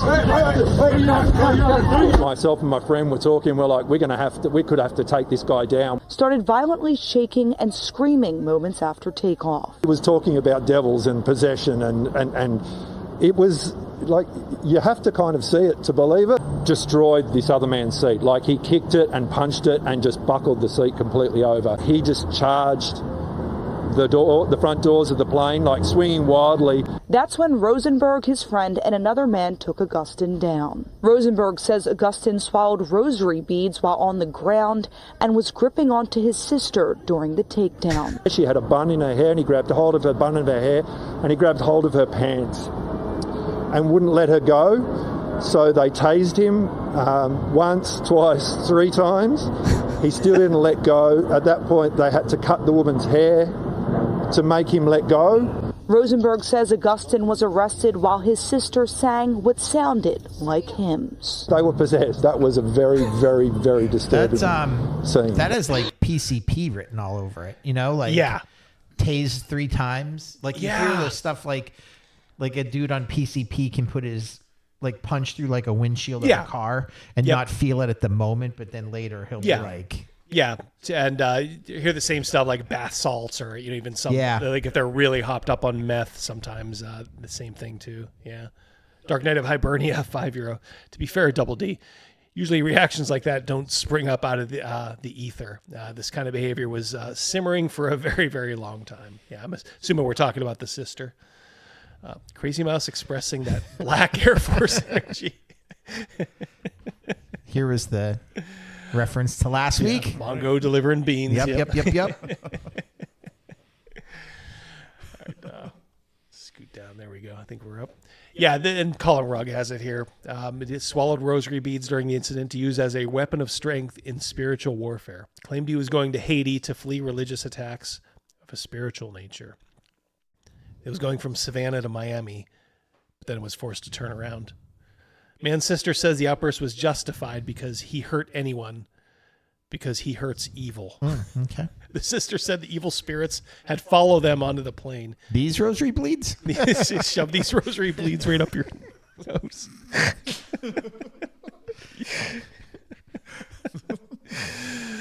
These bleeds right here. Now, of course, you can't see something like that and not call back to our sweet angel. But I am telling you right now, that motherfucker back there is not real. And you can sit on this plane. What'd I do? It's like, what are you looking at me for? All I asked for was another bag of pretzels. Jiminy Christmas. Die with them or not. I'm not going to. Good old Tiff Gomez, who is as normal a person as you could imagine on Twitter now. She's just so very normal. But yeah, she will freely talk about, like, yeah, had a bad day. Hey, own it. It's good. Yeah. And she is super hot, too. Today, this man is showing off his agility, his amazing athleticism. This specimen is like no other as he continues to barrel through these obstacles like nothing. My God, look at this beast as he enters beast mode, now entering hibernation mode. Thanks to Little Debbie. Let's take a quick look at the replay. In fact, let's speed it up or else we'll be here all day. Look, I ain't gonna hate on anybody that gets out there and does whatever it takes to get off that freaking couch. This man is defying the odds despite the fact that he ate a box of Krispy Kremes before this moment, but that's not stopping Corn-Fed Fred from doing a half a flip-a-doodle-doo and nearly jumping over this wall. Comes up short. Corn-Fed Fred once again retains his title here at the Porker Championships. Yeah, Garibay's workout video. Stop it. Parked core. Oh, did you guys see this one? Yes. You saw it, Crazy Mouse. Did you? Not yet. Well, all right. So you're gonna want to listen, but you're gonna want to watch the track. Okay. So we'll let this run through. I did see it. Okay. I've seen that from a different angle. Yeah. We support you. Thank y'all for supporting me. Because nobody else wanted to hear my story except for people that know me and people that know I would never do anything like that. Right there. It was just an accident. I would never harm. Look at that. She is winding up. Never. Boom. Yes. She's even got her eyes on her. Now those batons, they're not made of Those pool are metal. noodles. Those are metal. That is a blackjack. Isn't it like a 1 pound or 2 pound weight? Mm-hmm. Yeah, I mean, I think they said they might have there might be a fracture of the skull. Harm anybody. I'm not a fighter. I'm not even confrontational. I wouldn't even do that on purpose. And I think y'all. I wouldn't even do that on purpose. Look at that. It got caught, she said. For believing in me. Boom. I love y'all.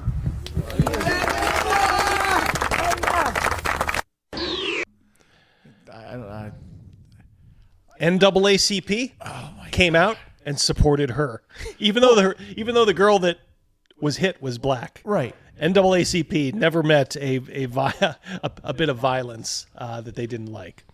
The audacity. How dare a parent watch that and say my daughter didn't do that? She would. I don't.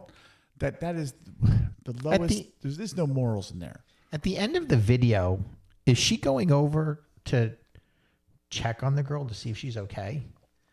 The girl who got hit said not only did they not do that, they never called after the fact. They never checked in. It looked like she was going off the track to go look at her. Can you play that again? TMB, have a good night. Have a good one. Hold on. It's all yours. I need this, yeah. All right, and just let it play through. Yeah. There we go. We stand with you. We support you. Thank y'all for supporting me. Because nobody else wanted to hear my story except for people that know me. And people that know I would never do anything like that. I would never harm anybody. I'm not a fighter. I'm not even confrontational. I wouldn't looks like even she's on just- purpose. And I think it was y'all more for recognition, believing in like, me, I fucked up. What did I I love just do? y'all. Yeah. And honestly, if she had just said that, all right, something has to be done, but at 'Cause least you're She honest. does take herself out of the race. Yeah, yeah. And go over to check on this girl. Mhm. There should be, first off, what she did was horrible. She did. But they should actually report the whole story. Like, is there 15 more seconds of video after Yeah, I don't think she was very from I'm going by like the accounts. Like the victim and her family said that this girl was not very nice. Like, I believe didn't- it. Like, And this didn't- was totally intentional. Yeah, but did also didn't express any, didn't like follow her, into the ambulance or I've seen various other videos of this from different perspectives, and it is what it is. There's no mistake involved. It was No, it's not like my baton got caught and then it forced me to wind up and crack this girl's. Travis Pop says the 200 beater relay. 200 beater. Nice. I like that. Sounds like a Bleecker one. Did Bleecker change his name? Yeah, Bleecker. Bleecker. Last night on, for $2, we're going to get an update about Mongo, Turtle, and Gang. We guys like that. Do not have those hooked up. Maybe we can watch a little bit more of that later at a future date. I'll keep the video. How's that? Rah-rah, pew-pew. World Star Track Meet, says James for $2. I love how they're all clapping. Like, at the very least, just say, be somber. Like, yeah, we understand. It's okay. Pray Instead, for her, it's... she got hurt. Pray for her. She got hurt. She got a concussion. I'm so sorry. Yeah. No, it didn't happen. I wasn't even there. I was in a different state of mind. Yeah. You can literally swing like a blackjack at somebody's head, crack their skull open, and still be a victim in certain places, certain communities. What do you want? My prediction for her is in the future, she is going to go to prison for something that she deserves to go to prison for, or she's going to destroy somebody and get away with it. That kind of entitlement and that poor her bull crap on top of that. There's no learning right there. I think you're discounting that probably about 90% of black people, for some unknown reason, 80 to 90% would have sympathy for her. Right. And not the victim. I don't understand why. Right. And I think a fair percentage of white people would too, for some reason. Oh, be nice to her. Everybody just forgets about victims nowadays. Right. Always thought racing would be more interesting if they mixed it with a combat sport. Turns out I was right. Yeah. Who knew? Somebody forgot to tell the other girl though. Wonky. See this? This is in Texas. Somebody's doing spells down there. Fireball. Fireball. Sleep. It's like wildfire from North of Game of Thrones. Game of Thrones, yeah. Pyro lasers. How do you fight it? You remember him, right? Tampon Tim? This was the guy that's going to be president. Vice president. Vice president. Yeah. Oh, boy. He's got a message to us MAGA people. This I notion think of I could kick most of their ass. I do think that. He doubled up on his Geritol. All right. Tampon Tim thinks he could kick your ass. I know I can outrun him, but I don't know if we're going to fall into that place where we want to. Okay, we challenge you to a WWE fight here type of thing. Boy. Lizard Man and Potato Head. Dr. Anak. Good.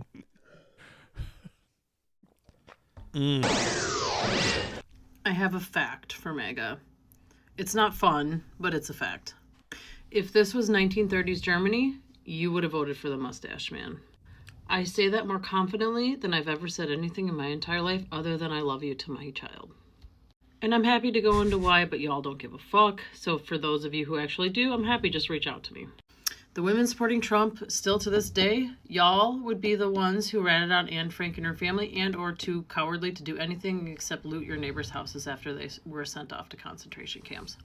And the men who voted for Trump, you guys would be helping push innocent people into cattle cars. You'd be joining Schmittler's army. You'd be terrifying people. And I'm sure when you were kids and you learned about the Holocaust, you thought to yourself, I would do the right thing here. I would stand on the right side of history. Well, you're not. You're on the wrong side, and your little selves are fucking ashamed of you, and so is God. She reminded me of somebody, her voice and her mannerisms when she talks. And I don't mean it as an insult, but it reminds me of Mrs. D's brother's wife. The principal. Oh. They talk, they have the same voice. Oh, yeah. And the same, like, kind way of that they a don't low open- monotone. The way they I can don't see that. open their mouth when they talk and stuff. Yep. I didn't get a chance to read that, so. The one before this one? Yeah, the one before that one. All right, let me go get that one. Yep. James for $2. Poop Patrol cleaning out the sewers. Yeah, that was in Texas. Yep. That was in Texas. Well, I've never seen green fire like that. That is something else. Thank you, James. DB $2 says the horse face that demands masking. Yeah, exactly. God, these people, man, fucking lunatics.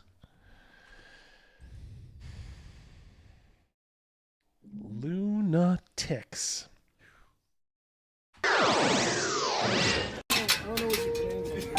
Dude, it's She-Hulk, bro. You don't know about it. It's real, bro. It's a whole lot. What the fuck? Jeez. This is not real. This is not real.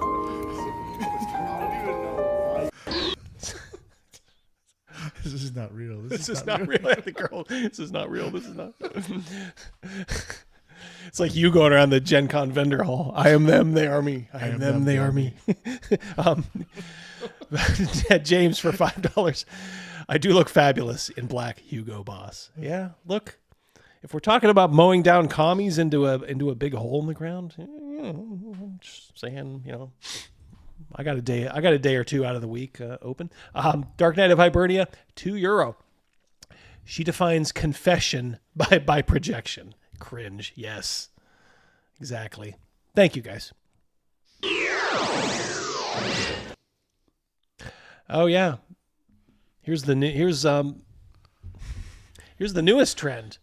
Gotta love this. I saw there was a trend of, burning them is one thing, but there was another one, people going and vandalizing them with like spray paint and stuff. Mm-hmm. There will come a point where someone's going to get shot. Oh yeah, Like, yeah. We're all got to be almost. This is there. my $80,000 car or whatever that you're just spray painting. Like, yeah. I guess this is one of the ones. Shocking, right? It's a troon. This troon was vandalizing, and guess what? Teslas do have cameras. A lot of them. A lot of cameras. Yeah, state of the art. I hope they throw these motherfuckers in a hole in the ground. She's a man, baby. She's a man, baby. God. Yep, it is terrorism. Look, they're trying.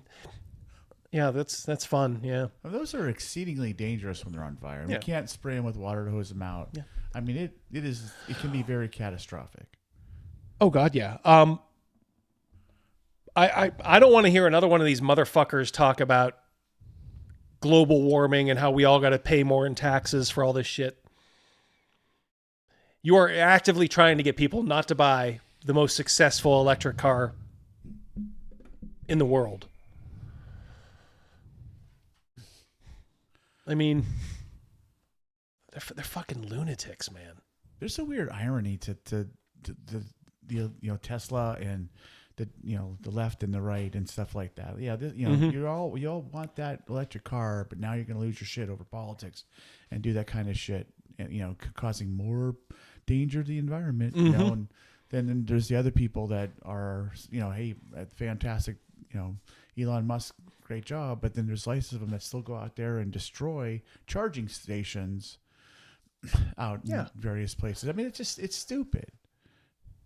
I mean, yeah, I'm not a huge electric vehicle. They don't work well where we live. We just a lot of winter and snow and stuff like that. But still, like, why would you? It's the most American car that's built is a Tesla. It's supposed to be good for the environment, which you motherfuckers have told us, hit us over the head for the last 50 years. How we got to save the fucking world. And now because there's somebody in the White House you don't like, and he's got somebody on his side who has, who's really smart, and it's, gee, boy, why are we paying for this? Boy, this is really corrupt. Did you hear about well, I'll read this one from Chris, and then I'll tell you what I heard about. Hear about the woke activist who got put in jail for spraying a swastika on a Tesla while calling its Jewish owner a Nazi. I don't even, I mean, to me, that makes perfect sense, Chris. Yeah, I already know, that's not a joke. Whereas 15 years ago, it would have been like, oh, where's the punchline? Is that the punchline? There was an investigation going on about, they found a building in San Antonio or something like that was getting $18 million a month, and it was vacant. And Doge found like, this money? What's this money going to? Who's getting this money? My goodness gracious. That's why a lot of these Democrat politicians are freaking out too, because it's not going to them personally, but my spouse runs this non-government organization. Oh, well, look at somehow miraculously they have a contract with USAID for $15 million a year. It's all corruption, and then you hear the most specious arguments like, well, it's not even that much money. What do you care, motherfucker? Really? They're finding millions and billions, and just because it's not 500 billion or a trillion, we just look our nose down at it. It's like, you motherfuckers can't even balance your checkbook. Shut the fuck up. A handful of million a year will help out an awful lot of veterans that are on the streets or need medical attention. Yeah, the people that would die for us. Yeah, put it. Look, some of it should just be cut because it needs to be cut. If we need to, place it somewhere else, if it makes sense, and we can do that without, raising more taxes. Fuck, man, these people are nuts, and it's. No Tesla's, Elon's, but I thought this electric car division was European. I have no idea, Laren Jaco. I just know Teslas are they're the most made in American car. They're not 100%, but they're the most made in America. There's a bunch of people out in my community that own Teslas. Mm-hmm. And you know what? I've never been inside one, and maybe I'd be, like I said, maybe I'd be won over. And if we lived in a warmer place, who knows? Maybe someday I'd be like, why not? Let's try it out and see. It would be to me, it would always be a good second car. I would always want a gas car just in case. I would always worry if we went on a trip, like that there wouldn't be you can always rely on gas stations. I'm not sure about those charging stations. There was a Tesla ran out of its battery charger and was pulled over on the side of the road, and they needed gas. And the reason they needed gas was he had the generator in his trunk to charge his Tesla. So. Oh, okay. Yeah. Well, yeah, that's kind of, some would say, well, that defeats the purpose, but no, it's intuitive, and that's honestly, I could see myself doing that in the right situation too. Yeah. Just kind of planning ahead like that. Doge took away my great-great-great-grandpop's veteran's check just because he died at Shiloh. Thank you, James. Mucho gracias, amigo. Yeah, he moved a bunch of shit to Texas. He was in California. Is he in Austin? Yeah. Hey, look, a couple minutes ago, he was a lefty in California. And everybody, but even the right didn't hate him. They were just like, I wish he wouldn't, be like that. But all it took was him opening his eyes and realizing, all right, these people are fucking nuts. I'm not voting for them until they get their act together. And now it's literal death. There are so many people who wish this guy death. Oh, and another thing too, And these fucking lefties, I think I said it on X, they were rescuing those astronauts, which was really awesome to see. You know, like we watched it live yesterday, me, Mrs. D, and daughter D, getting those astronauts back.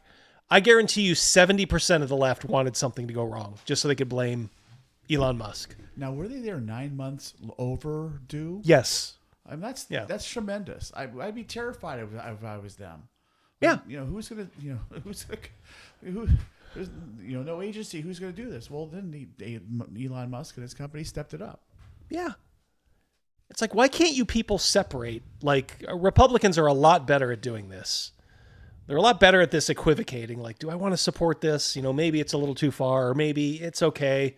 They're not so bad. You know, but these lefties, you cross them once and it is a fucking cult. It is a fucking cult with these people. You are out. Like I said, I think I've said before, I work with a guy. Every election now, like the Trump's been in, he turns into a woman. I mean, he's kind of a woman anyway, but just gets all pissy and, you know, passive aggressive. And it's like, if he knows that somebody voted for Trump, like, no, I'm not going to talk to you anymore. Okay, you know, it's like that's fine. I mean, nobody gives a shit. Do you promise? Yeah, exactly. Yeah, please. But still, it's such weird feminine behavior. I can understand it in some women. Just when guys do it, I'm at a loss. I'm at a complete loss. Yeah, Elon offered to rescue them last year. Yeah, I remember Biden threw in some red tape. That's how petty these people are. We've gotten to the point where before we would be like, well, even though the other party's in power, we want America to succeed. So if he succeeds, we all succeed. That has gone by the wayside now. These people want America to suffer because just for the fact that they want Trump to suffer. So they will do stuff like that. They don't give a fuck. These people are under a spell. And just do what you, like I said, if you have them in your life, just do what you have to do to cope with them. But for God's sakes, do not join them.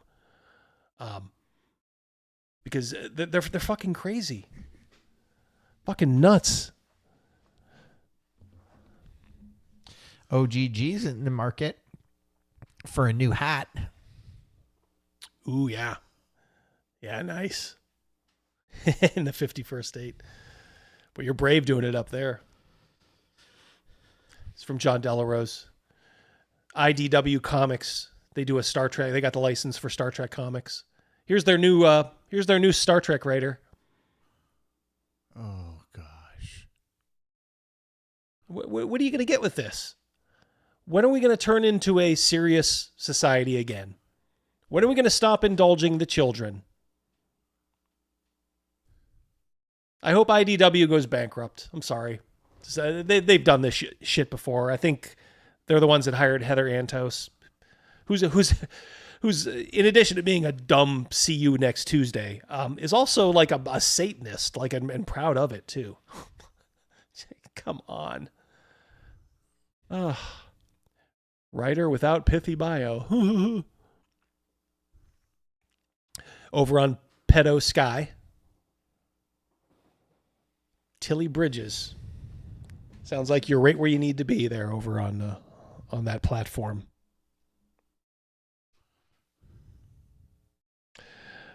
Oh, did you guys know Snow White's coming out?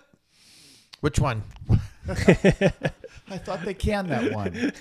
There's two coming out. Oh, there's two. Well, we're talking about the one with our girl Rachel. Okay, and then also the girl that was mentioned earlier tonight from the comment section. Oh, she's the Brett other Snow Cooper? White. Yeah, Brett Cooper. She's a Snow White as well. Is she? Yep. Cool. So that will be more traditional, old school from the legit story. Yeah. Marvelous Mr. Mean. Just Sticky R for 9 months. Comic books are a dead media these days, more or less. Yeah. It's sad. Yeah.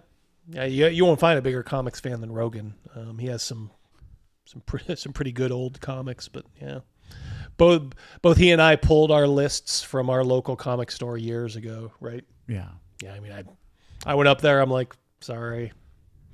And to show you, this was like the epitome of why. I was doing it at the comic shop that was employing a communist, or he was a democratic socialist, and proud of it. Didn't I deliver there? You did, yeah. He was a cheap tipper too, right? No tipper. No tipper, yeah, of course. DoorDash. Yep. Here I am telling pretty much for all intents and purposes, a communist that, no, I'm not going to be getting comics here. I'm just like, well, that made perfect sense. I just stopped. Yeah. You know, again, the owner I've known ever since I was a kid. You know, she and my mom worked together. Oh yeah. But yeah, I just, you know, there's still a lot of wonderful comic books that came out after that, but that's all drying up as well. It's sad. Yeah. Yep. It is. So Rachel Zegler, Chrissy Mayer posted this. You guys ready for a little, for something a little unsettling? Snooky White. Rachel Zegler. Whoa. She got Captain Stern back. Do you see that? Can you see those hairs on her back? Somebody did. Somebody went through it. You could be like Gilbert Gottfried. Close your eyes and pretend she's wearing an alpaca sweater. It kind of takes a little bit of the luster off. Yeah. As if the insulting fans and everything else didn't already do that. But there you go. Werewolves in London, yes. Is that from her Polish side? Weird. 1/4 Sasquatch. Yep. The wonky loves it. Rock hard. Yeah, don't ever meet your heroes. Oof. All right, last thing, we can do a little of Prof DM. D&D sales suck. We're going to take a look at some of those sales, analyze them, and explain why that might not even matter to Wizards of the Coast. If you're watching, Professor DM, hope you're feeling good. Yeah. Yep, absolutely. Will change tabletop role-playing games forever. Today on Dungeon Craft.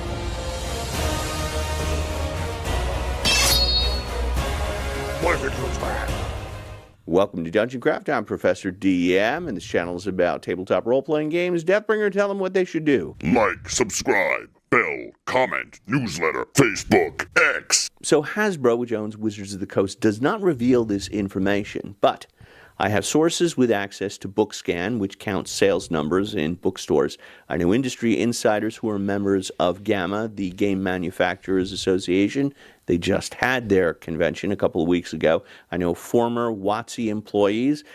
And I could tell you for a fact, the sales data for the new edition of Dungeons & Dragons is disappointing. Mike Merles, the former lead designer of 5e, pointed this out about the USA bestseller lists. Tasha's Cauldron of Everything hit number 5. The 2024 Player's Handbook, only 57. The DMG, 95. And the Monster Manual, 85. Can't even break the top 50 for a new edition of D&D. But a source book, granted this was during COVID, but a source book for D&D back then, just 5 years ago, shot up to number 5. Hasbro didn't mention D&D sales in their last earnings report, a hint that sales are underwhelming. But I brought that up too. The fact that they had pretty much released an entire edition of the game, and alls they mentioned in their financials for year end, which those are your main financials. Alls you mention is like magic. Still, you don't even call out the fact that you had a new edition of D&D. How bad are those interior numbers? I don't think they really care. Hasbro Wizards believes D&D's real future is digital. WotC Hasbro wants to build a walled garden and migrate the current D&D audience online. In addition to the Dungeon Craft Facebook group, I'm also a member of the GUI Cube group. If you don't know GUI Cube, they make terrific third-party content for D&D. I was part of their Tomb of Gax, and I'm looking forward to the upcoming Temple of Existential Evil, which is once again a collaboration with Luke Gygax. They didn't sponsor this video, but you should check them out because they do great stuff. And Jim over there posted, "This is totally unacceptable. 3 angry faces." From the D&D Beyond site, all digital content will only be available to view and use on the D&D Beyond website. An account will be needed to access the content. So, if you delete your account, you will lose the content. Going down the same road as the OGL. Just being a little too... Look, I don't know how they get themselves into these predicaments, but this is just going to piss people off. This is your audience now. Just as I predicted, the D&D paywall is finally in place. Now, you can still make a few characters, but once you get over 8 or 10, or you want to share your Game Master materials, that's when you have to pay. And people asked, is this legal? Can they do this? Sure, it's the Netflix model. You subscribe to Netflix, you don't own Squid Games, you're leasing it. It's the same model Microsoft uses with Word. If I don't renew my subscription, I will lose access to all my documents. And where does much of the C-suite over at Wizards of the Coast of Digital Gaming come from? Microsoft. This is all part of the plan. It's how D&D Beyond works. You create a free account, they invite you to use the digital tools, character creation software. Find the perfect monsters with improved search in the Maps VTT. What is the Maps VTT?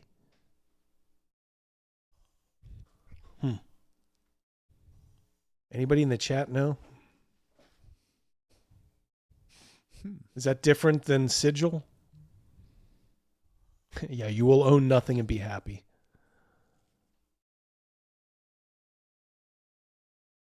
Well, I mean, it's going swimmingly. You're pissing people off, and your VTT is not going to be around in a year or two.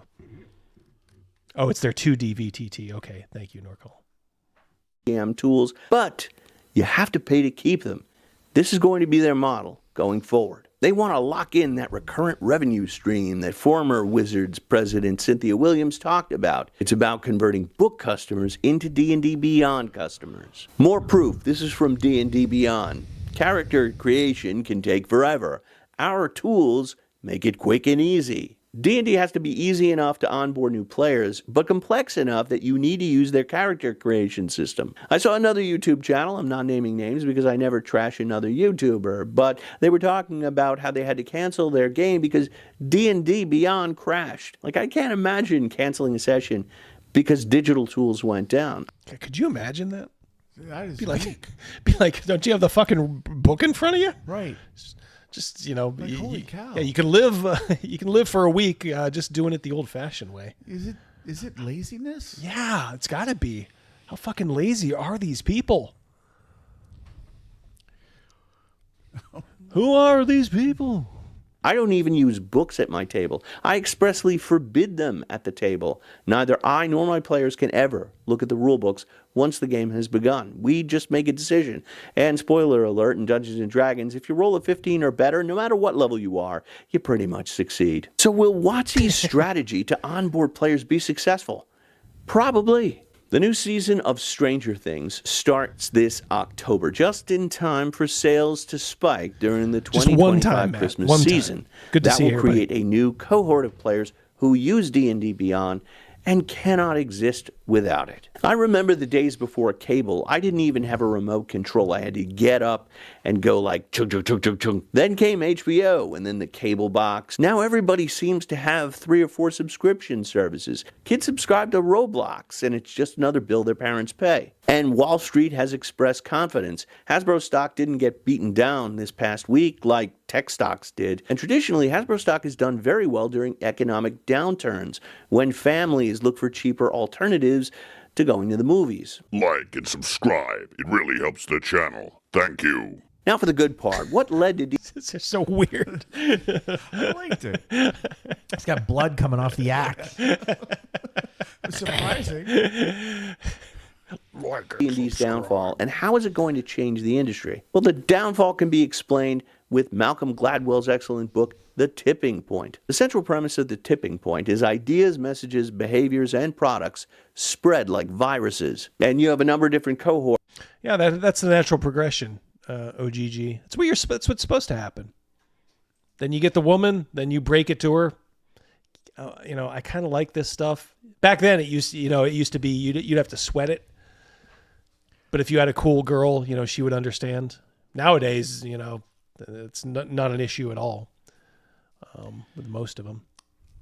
Zolyan, $2. Prof DM doesn't even use dice. Who needs them? At my table that I'm at, I don't even roll dice. I just tell my DM what I think I rolled. We have I just the make a early sound adopters, effect the of early it hitting majority, the table, late and I just be majority, like, and the 18. laggards. The early adopters is that guy that finds an indie band and starts wearing their T-shirt and talking about how great their album is, but no one else has ever heard it. Then the band finally has a hit, and the early majority comes in. Then they have more than one hit. The late majority arrives, and eventually you get the laggards. They're the person that won't buy the album unless there's 4 or 5 hits off it already. And every virus and social contagion eventually dies down. And that's what you're starting to see happen with D&D. In 2014, you had the early adopters. 2018 saw Critical Role, Matt Colville, Stranger Things. That's the early majority. 2020 is the late majority and the laggards. And that's when D&D really hit critical mass. But by 2025, it's over. The early adopters have moved on to other games. The success of Daggerheart, Draw Steel, DC-20, and... Hey, according to Prof DM, if it's over 15, you hit, right? Shadow Dark suggests a new golden age of TTRPGs is here. It's just not happening with D&D. Last week, Shadow Dark's latest Kickstarter raised $52,000 in 7 seconds. 7 seconds. I visit a lot of conventions, and I'm finding a lot of people who backed Draw Steel also backed Shadow Dark. Not everyone knows or cares about. Yeah, because they know Draw Steel is not going to be playable. It's like that's them just realizing they made a mistake. And jeez, Badger $5. Schadenfreude, the warm feel Grognard's experience watching WotC attacked by a monster of their own making. Yes, indeed. Yes, indeedly do. About all of WotC's shenanigans with the OGL and the Pinkertons. These people are the laggards. They're the traditionalists. They're slow to change, and they're the last ones that are going to give up D&D. They're the type that will refuse to play anything else. But the most committed... I think he's a little wrong there, because in this case, the traditionalists have already been kind of pushed out the door by D&D. I think maybe he's talking about the people that came in 2014. Maybe those are the new old timers, I guess. Maybe that's what he's saying. I could see them filling that role, but a lot of the old timers, I don't know. They were hit with the unwelcome mat. Yeah. Yeah, look, not all of them went. Welcome mat was run over by a snowblower.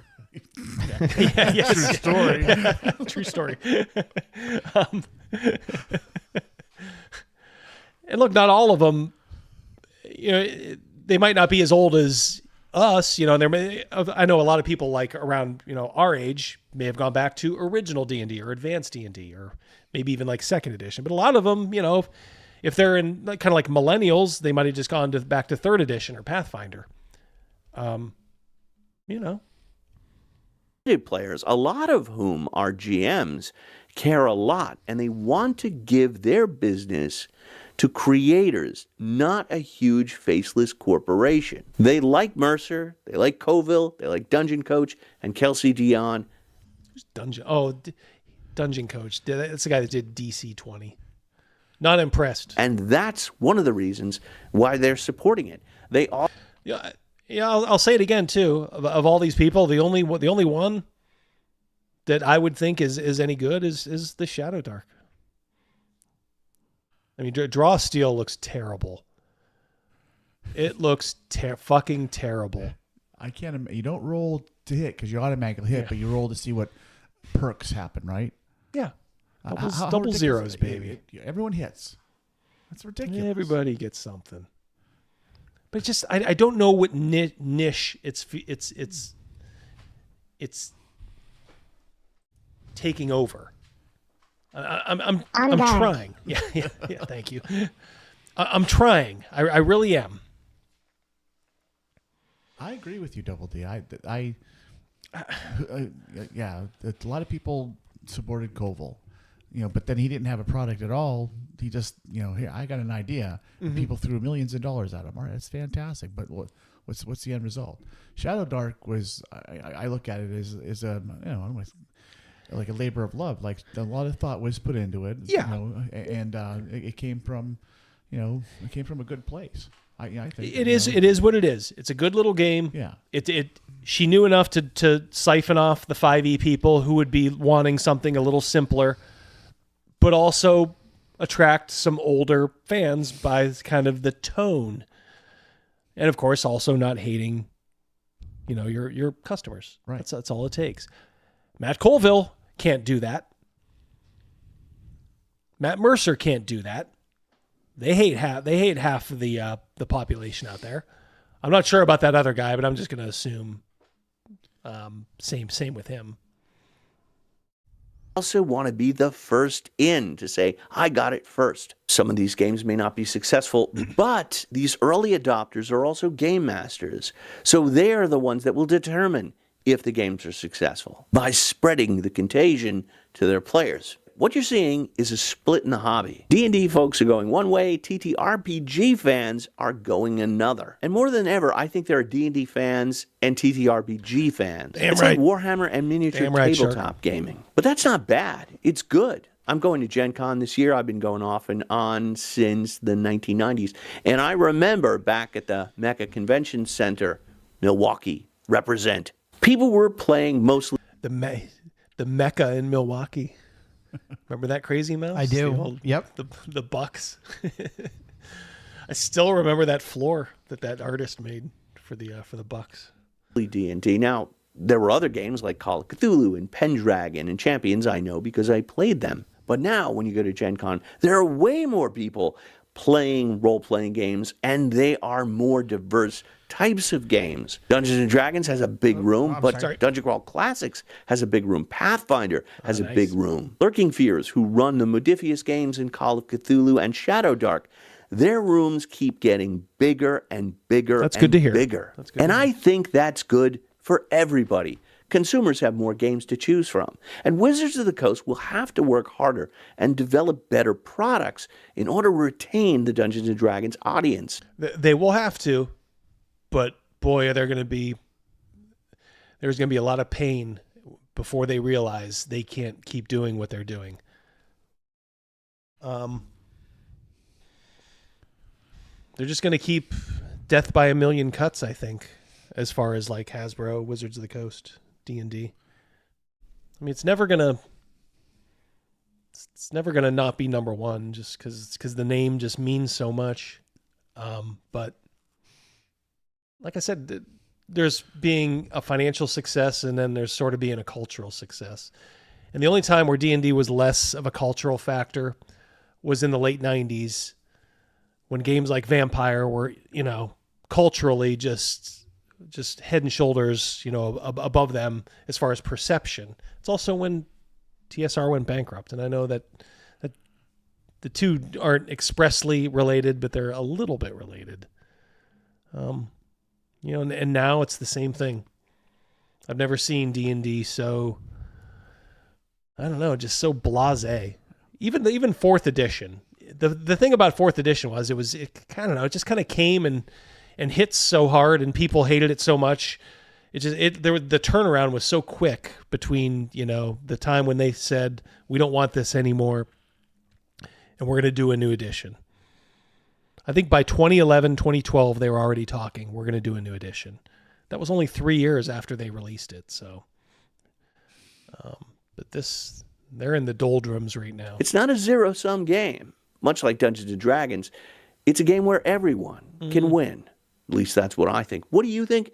share in the comments below. If you like this content, why not check out my Patreon? It's a big community with a private Discord server, lots of industry insiders and game designers on it. I give you access to my journals, bonus video content, show you how I plan my sessions, and you can watch live sessions. We even called you out see earlier. my players actually play. I need to do something here real quick. And especially supporting independent games. I'll be back soon. May all your rolls be 20s. So, Deathbringer, what just social 15 or higher. contagion do you want to see come to an end?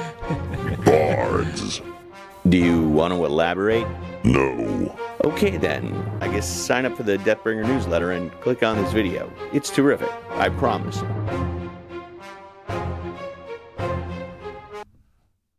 Yuck, yuck. Did I remember to tell the story about that thing I was reminded of with Matt Bound's new video? Oh, yeah. I think It's Money Matt. On guard. I've told this story before, but the moral of the story is 14-year-old Matt Colville had led an incredibly sheltered life and did not know, and this would persist into my 20s. I did not. So I think you think he's going to be, real humble here. This is Matt Colville we're talking about. No, I did not understand racism, for instance.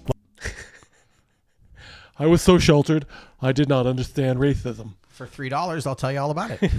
When I said I didn't understand it, I meant people my age would say racist shit, and I literally had no idea what they were talking about, right? They would tell jokes and stuff like that was really either super sexist or super racist, and I literally just did not understand what they were saying.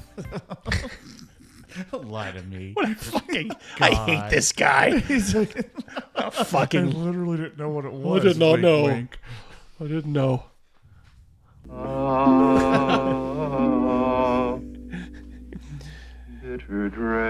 Did you not see there is a new Money Matt drop? I did, for but you? I don't know what I haven't pressed it yet. Do you want to wait? I'll tell you what. Next super chat gets the Matt drop. It was almost like they were speaking a foreign language, and so I just. It's like they're speaking a foreign language. I was born so perfect that this brain could not comprehend racism. Crafty Matt had a good one. Didn't say anything. I was like, I don't. Okay, right. And I was so naive. I often did not. It does, Matt. Go ahead, give it to They him. need to pay. Then give us your credit card, and then you're in. That's what he's all about. There you go. That's what he is all about, DB. I don't understand that was a racist joke. You got your cherry busted. It was just a joke Your that did not Colville make sense to cherry. me because I didn't have that upbringing. I hadn't been given the template for that. What a fire. You didn't hear it in school, huh? Fifth grade Matt didn't hear a couple of N-bombs back in the day. Exactly, James. Yeah, exactly. Yeah. Thank you, buddy. Homeschooled, living on the side of a mountain. God.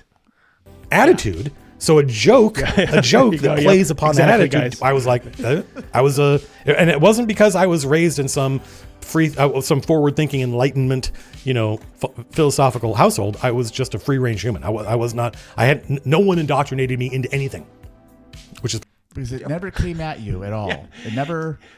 How amazingly, gloriously, fantastical childhood you had. I'm a blank canvas, everybody. Yeah. I did not get indoctrinated. What the fuck does that have to do with you sitting around the lunch table with a bunch of 7th graders, and they're telling every dirty joke, Cock saying is pretty good. I like cock. Yeah. Has nothing to do with that. How you're raised. You know who people who don't recognize racism are? Racist. Thank you. Yes. Absolutely. Actual racist. Yeah. As someone who is in a cult. Probably one of the reasons I am a terminal non-joiner. So the lesson is, damn, at really Howard, at 14, I caught that too. That didn't go unnoticed. Free-range human. Free-range human. Too bad he couldn't be hunted like one. I was like, nope, none of this meant anything to me at 14. The first album I bought with my own money was Welcome to the Pleasure Dome by Frankie Goes to Hollywood. Not a surprise. Not a surprise. Had a nice beat. Frankie Goes to Hollywood. No, Relax. Don't do it. And it's a double album. Didn't need to be a double album, but Trevor Horn was fulsome in his powers. And it was one of those things where it was going to sell 1 million units no matter what. So why not make a double album and make more money? Charge more money for. This guy's very money obsessed, isn't he? He looks like an Ewok. He looks he looks like a sad, tired Ewok. Looks like Gimli's younger brother or younger sister. Essentially the same product with a bunch of filler. And I yes, James, yeah. Yay! Did not know. I knew the song Relax, although there's way more interesting songs on that album. I knew the song Relax. I liked it. Just an orc, a Pollock, and Colville step into a bar. Yes. Yeah. They need to pay. Then give us your credit card, and then you're in. Then you're in. How could this guy not have heard a Pollock joke coming up in the same era we did? I mean, everybody. Patrick. Whoa. He's here. Welcome back. Your APB Crazy Mouse. I was invited to a Bible study with friends. Cool. I'm done now catching the beginning of the stream. Love you guys. Love you too, buddy. Good to see you. Thank you, Pat. Good to see you, Patrick. Yep. Pop music. This is before I discovered progressive rock, and I was listening to whatever was on the radio. Oh, yes. Matt Colville being a fan of progressive rock. I couldn't have called that one. Which was about 2 years of my life, which seems about right to me. And so I opened the album up, gatefold album cover, and the interior art, which I think they either commissioned or saw a local London artist and bought, was what he talking about? Talking about the Frankie Goes to Hollywood album, I guess. It's like that guy from that video we were watching the interview like 2 weeks ago. He just rambled on. Yeah. Yes.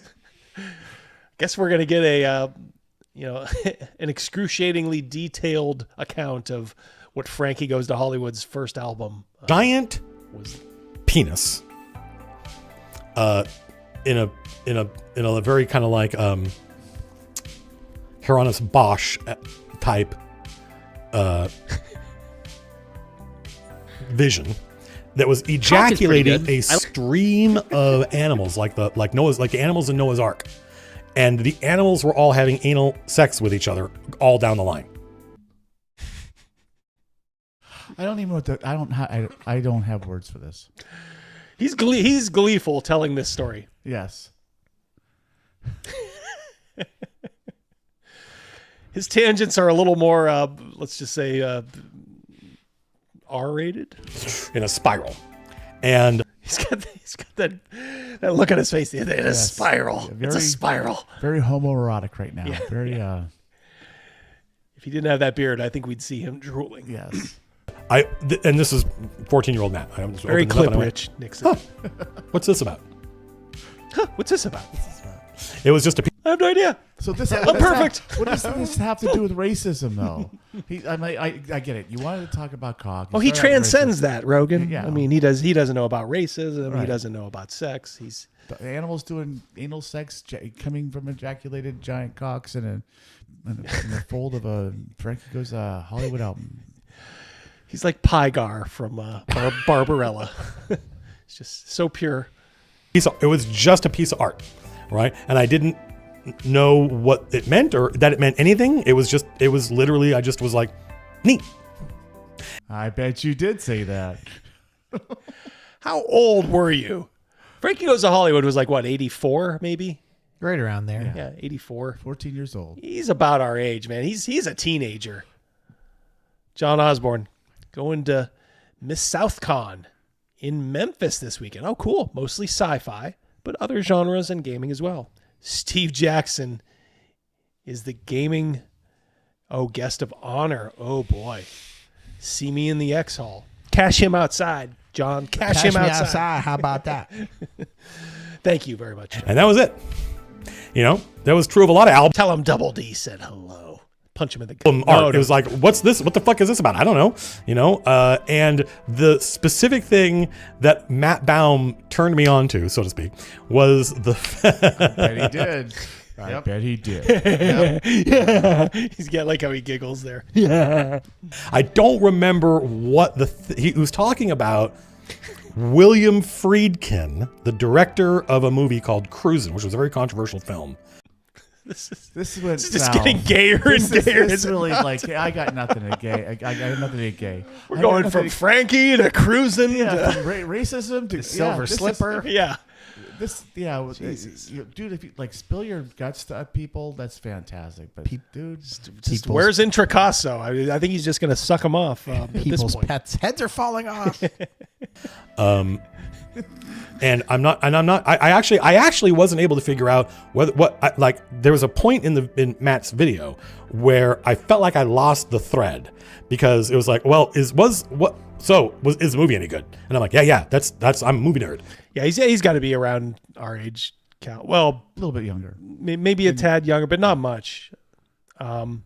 He would, I think he would add to him around a teenager, maybe.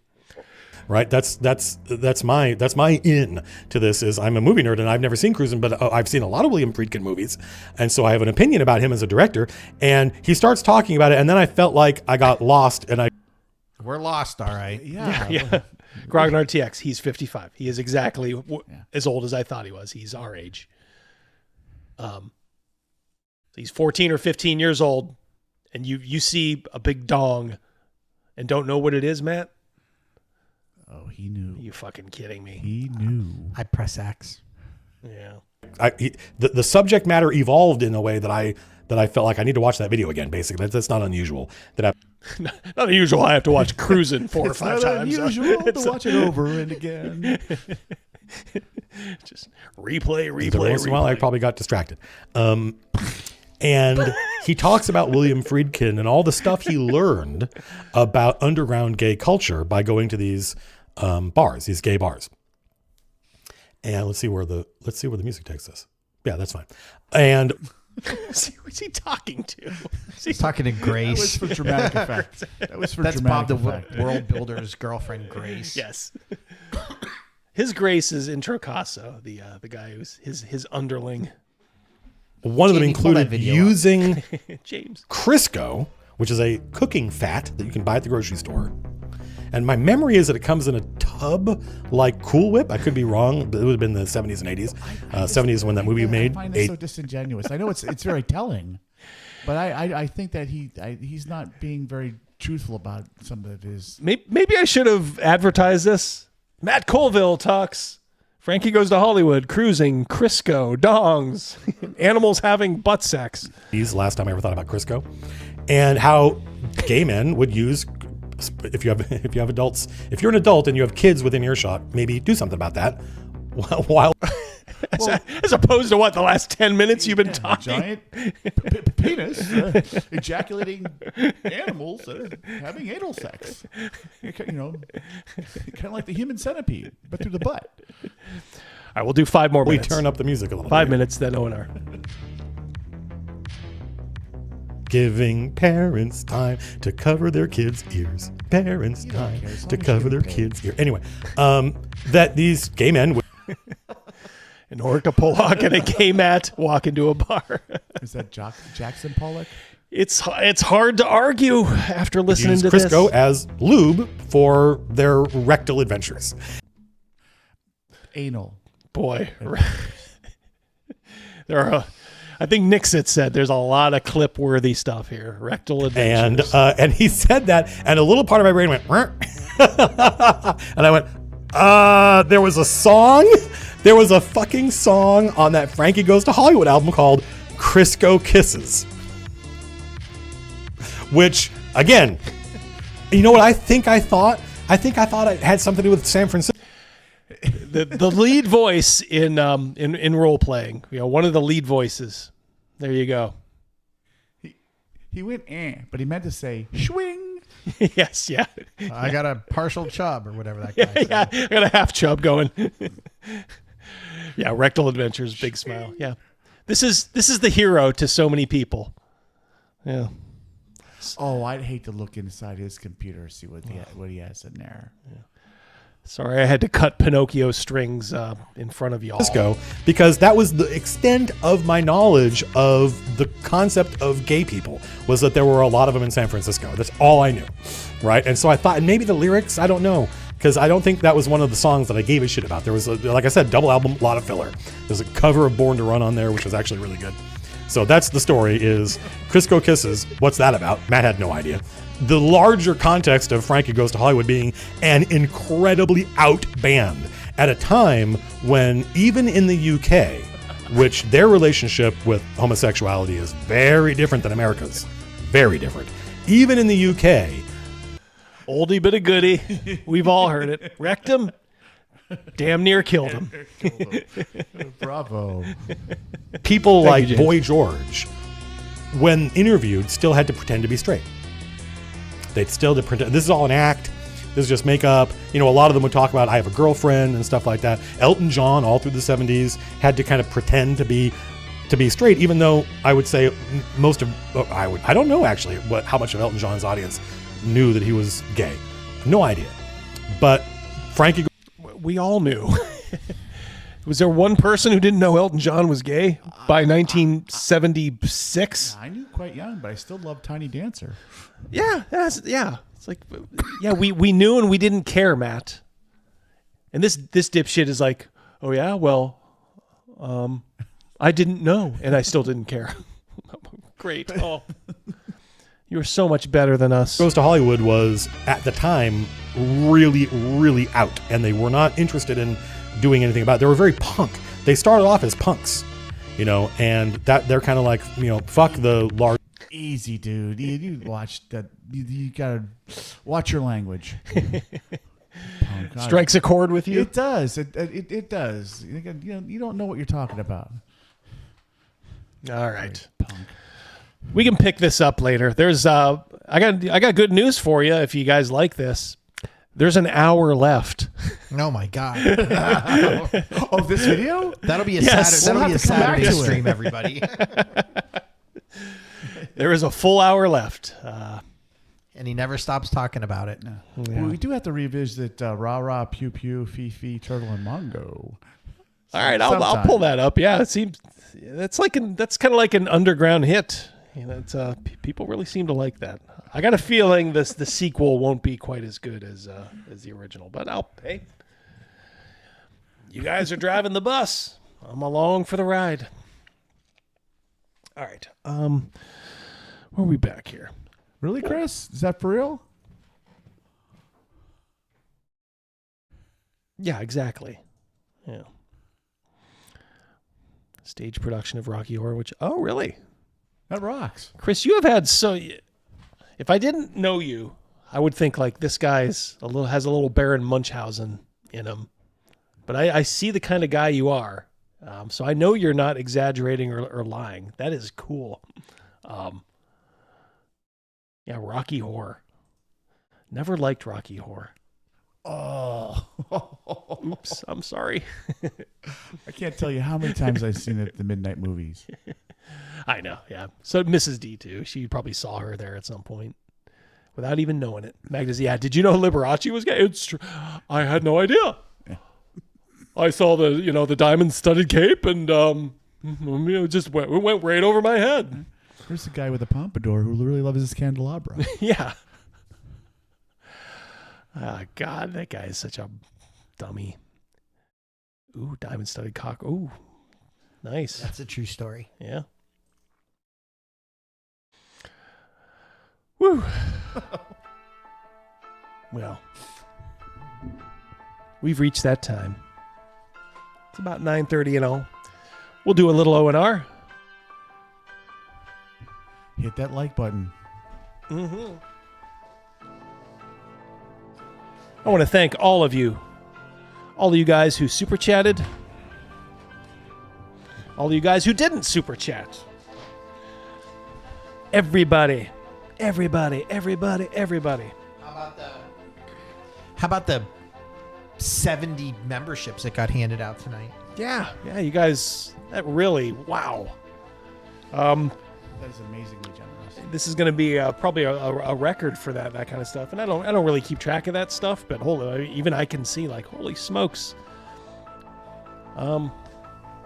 Thank you. I'll keep trying to provide you with the best entertainment possible. It ain't always going to be, an A game. Sometimes you're going to get our B game. It's only natural. But we'll pretend that it's an idiom. Yeah, we will always treat it professionally, though.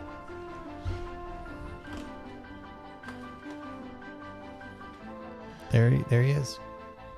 Yeah, missionary who lived in Sarah. Yeah, I remember you showed. I think you were over in India. Yep, a dragon. Yeah, Chris, you were an interesting guy just to kind of listen to when we met. So I'm hoping we can hook up again. Oh, geez, look at this. I got this. Snake oil again. Snake oil. Jeez. This is like, now it's just being poured on. It's like an extra layer of icing on that cake. And I do love cake. More maple syrup on those pancakes. Yes. Thank you so much, buddy. I appreciate it, Sean. Always being here. Always holding the line. You, Mercurius, all the old timers, folks like Kevin. Yeah. Love it. All right, guys. That's it for the regular show. So if you don't want to listen to or watch a little bit of our live play, O&R, we'll say goodbye to you now. Thank you, everybody. Yep. Absolutely. Yep. And for those of you sticking around, well, you got a little bonus time. Wow. Good day, mate. Well, there we go. Just what for? What do you mean, what for? That's what for. 99 cent. 99 cent. Hey, give him a little something for that. Crazy. Hey, give him something. Let's see. What does he get? Where's that new one? Oh, yeah. Little Psycho Sid for you. All right, everybody who's not sticking around, we'll see you next week. For those of you that are, well, whoops. Wrong scene. Everybody says, like, we saw your eyes. You guys, when we do this auto O&R, well, maybe it's just you guys who stick around. I got to be able to read stuff, like, a lot better, so. You guys see the glasses come off all the time. They're off for the Sandy Peterson interview. Yeah, also Rob Kuntz, too. Yeah. I'm not going to wear shades in front of a living legend. Living legends. All right. Good night, Disco. See you, DB. Good night. All right.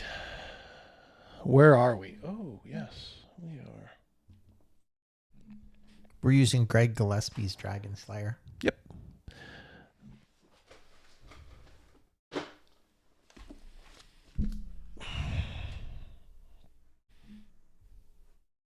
In fact, you know what? It's been a little while.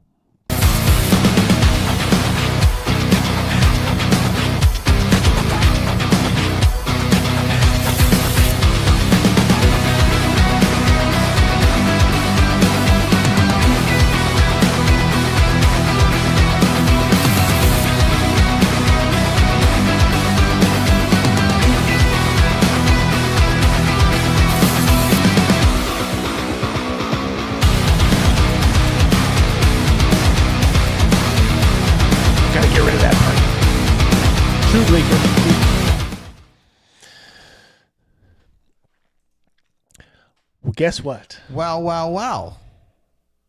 Have a good night, Chris Miller. Yeah, Good yeah, night. I saw that, Chris. Yeah, that sucks. Yep, get Mad Scribe now if you're looking for any of Pundit's books. Now might be the time. Okay. You guys had set out from the town of Eastdale, which is number 1 there in the map. We made it to 7, if I'm not Yeah, mistaken. that is Dragon's Teeth Henge. It is a waypoint for those that are brave enough to go to the caverns of Archaea.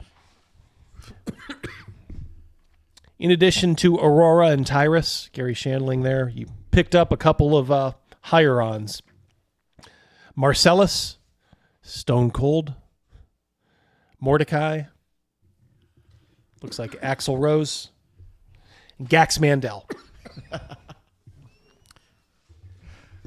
Love that name. Gax Mandel.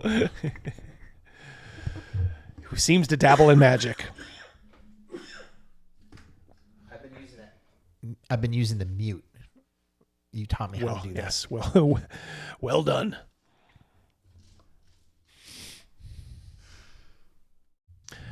That was Eastdale, where you met these guys. You guys picked up your supplies. You are going to a blasted and lost city that is buried, from what you've heard, in some place called the Forbidden Zone.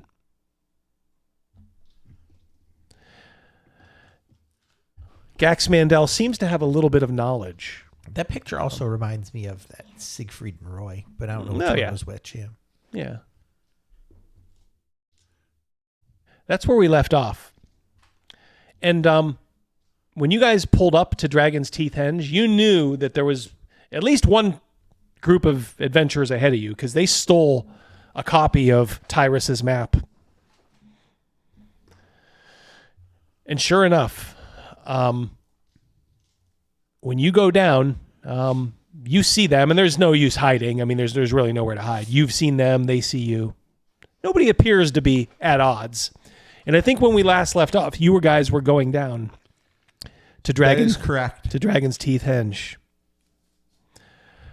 All right, who's taking the lead? Who's doing what? You guys take charge.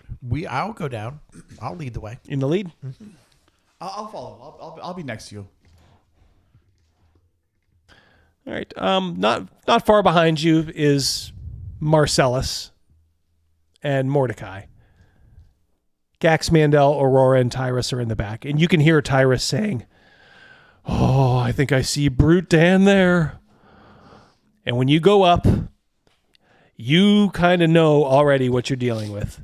These are not the nicest group of adventurers.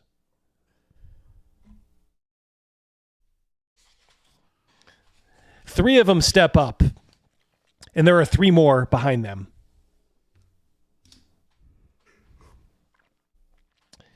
The guy on the left there, Ellen Page fears no man. Damn right. I am a man. I am no man. The one on the left there looks, and then he seems to notice Tyrus, and he says, "Well, if it isn't me old friend Tyrus." And Tyrus says, "Yes, I'd hope not to see you again, sir." The other ones kind of stay quiet, and the one on the left, who you assume to be Brute Dan, continues. He just says, "Oh, I see you picked up a couple of friends. Where'd you find these rapscallions at?" You ask a lot of questions there, sir. He says, "Well, questions is knowledge." Or questions is vanity. We don't want to hear it. I think I'll have another one of those chickens.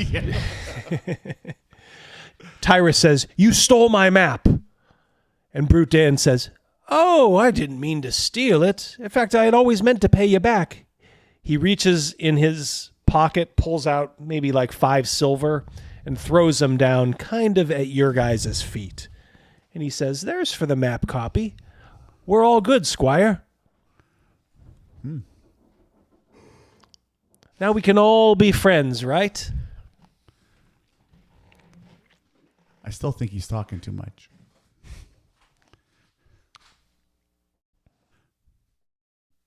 The other two... Yep. The one in the middle is kind of staring at you, Ellen. Yep. I'm sorry, Elliot. I'm sorry, Elliot. That's top surgery to you, boy. Brute Dan maybe even notices, and he says, "Oh, looks like Hector the Klepto takes a liking to you, boy." That's the one in the middle. Mm-hmm. He just named Hector the Klepto. The other one's just kind of eyeballing everybody.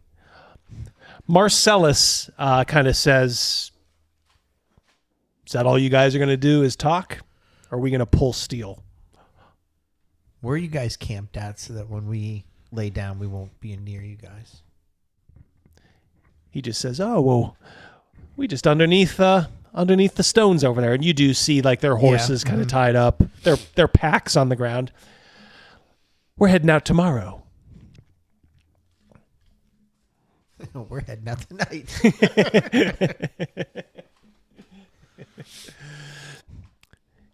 He says, now you wouldn't be going to the same place. Oh, of course you would. I just hope we don't get in each other's way. I don't think we will. Now the rest of them are coming up. The other three? Yeah. So there's one not seen, but there is a chick there. That's a good drawing of her. I like that picture. Yeah. And there is another one there, and he is kind of wearing cloaks, almost like he is in some sort of vestment. I mean, you don't know why any religious man would be hooked up with these people. Draw Crisco.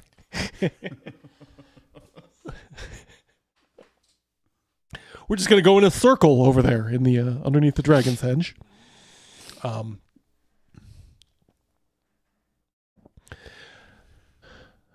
Brute Dan says, well, I suppose you can stay in the environs. Of course, we've already claimed over there.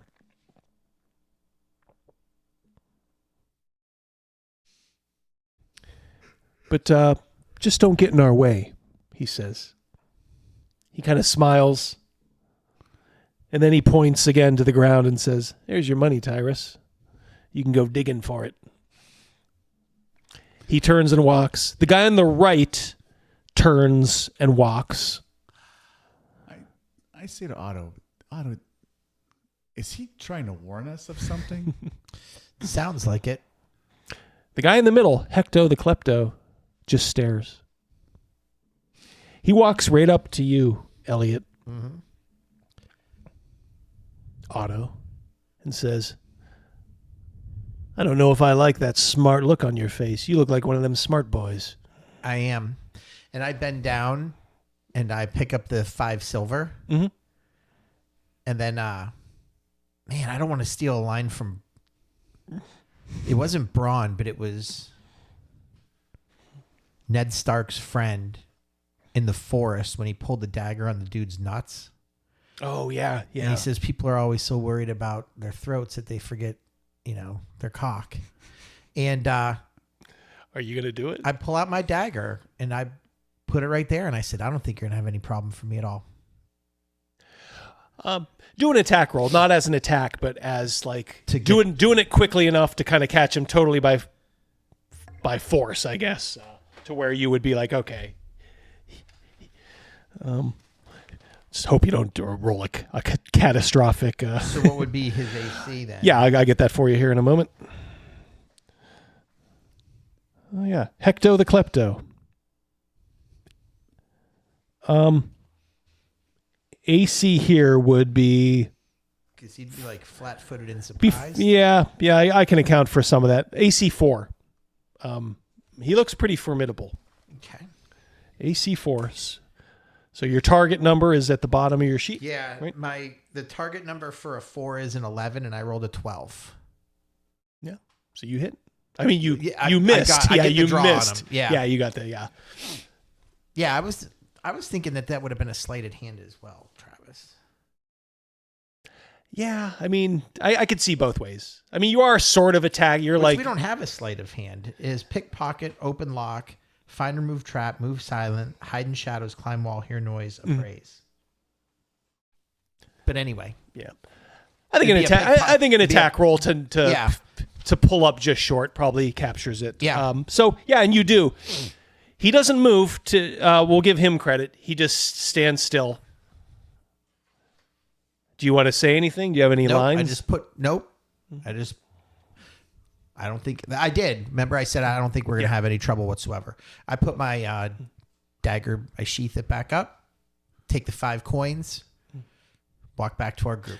Before you walk back, you got to give him a chance to repartee a little bit, and he just says, I got a feeling this isn't going to be the first time we tussle, little one. Watch your back, he says. Watch your back. And with that, he spins around and follows, the other guys. I don't feel the need to get the last word in. I'm good. Yep. Very good. Aurora. I was just fooling about. just fooling about. Aurora steps up and says, what very pleasant people. Tyrus chimes in and says, yes, they call themselves the heathens. Gax Mandel says, what utterly horrible people. I don't even know if I trust being around them. Would it only have been us 4 that went up there that saw that? Of our group? I think everybody probably saw it. They were Okay. close enough, yeah. Close enough. Yeah. Marcellus comes up to you and he says, I'll give you this, little one. You got stones. He kind of smiles and clasps his hand on the back of your neck, his big meaty hand. He says, I like your moxie, kid. He's like, don't ever lose it. Thank you. I bow my head. Yeah. All right, so baby, you tell me what you're going to do next. Set up our camp, right? Yeah. Any particular? A good distance from them. Okay. Within shouting distance, but not like. Yeah. Okay. All right. So yeah, you still definitely even have some hours of daylight. Remember, this is kind of an awkward placement.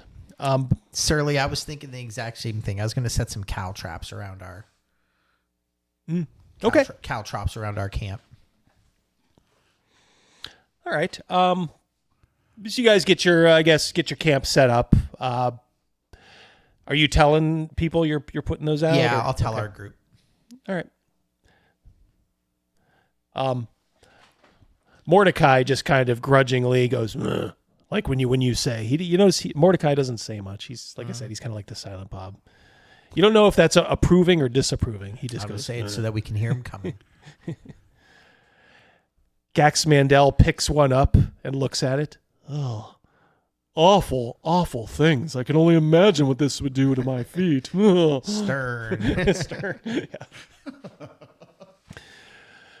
Aurora says, okay, so when we go to the bathroom in the middle of the night, we go that direction.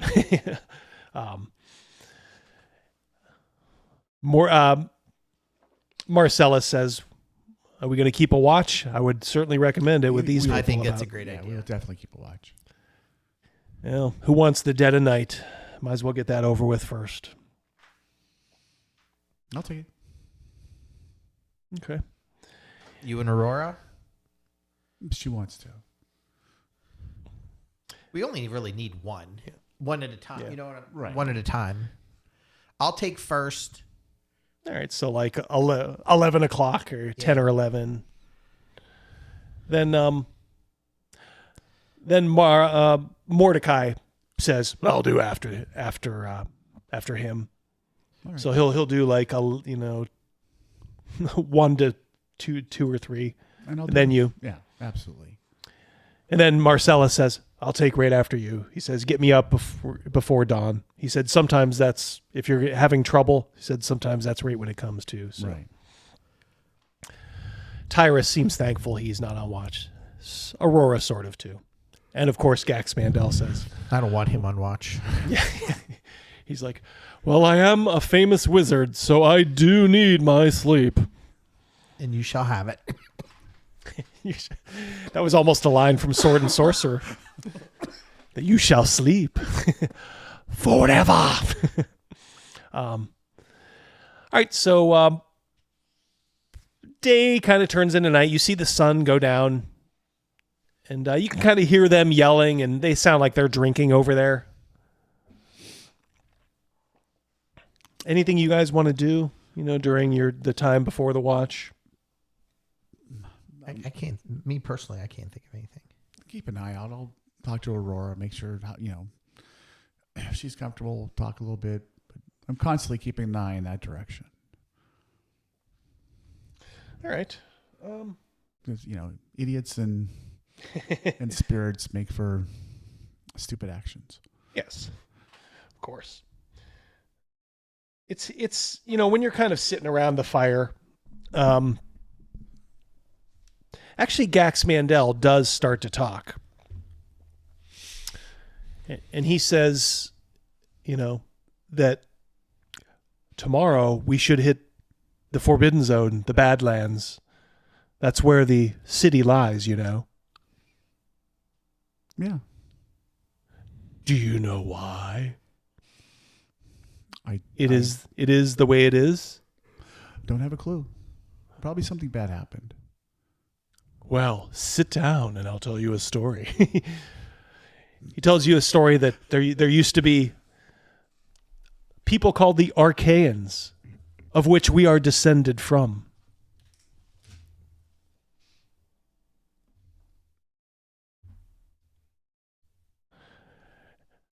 And they wove great magic. That's what I'm hoping to find. Signs of this great magic that I may learn.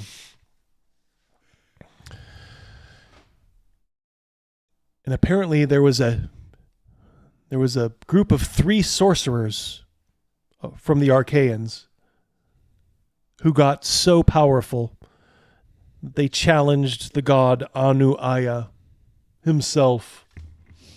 Well, it's never a good idea to challenge a god. Charles Nelson.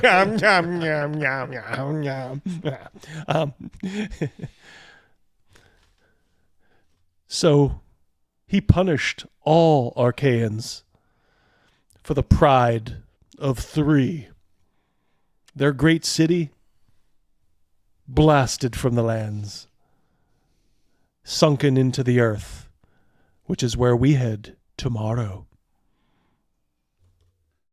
Great secrets await there. And most people don't come back. But I got a good feeling about this one. But I'm going to go with my instinct on this one. Saddle up, partner. He says, well, I must get my rest. Dream of our collective treasure in the days to come, not of the awful curse that Anu Aya gave to the Archaeans. It's like that character that Garibay was talking about. Which one? Avocado. Avocado. Ryan Yeah. Avocado. Ryan Avocado.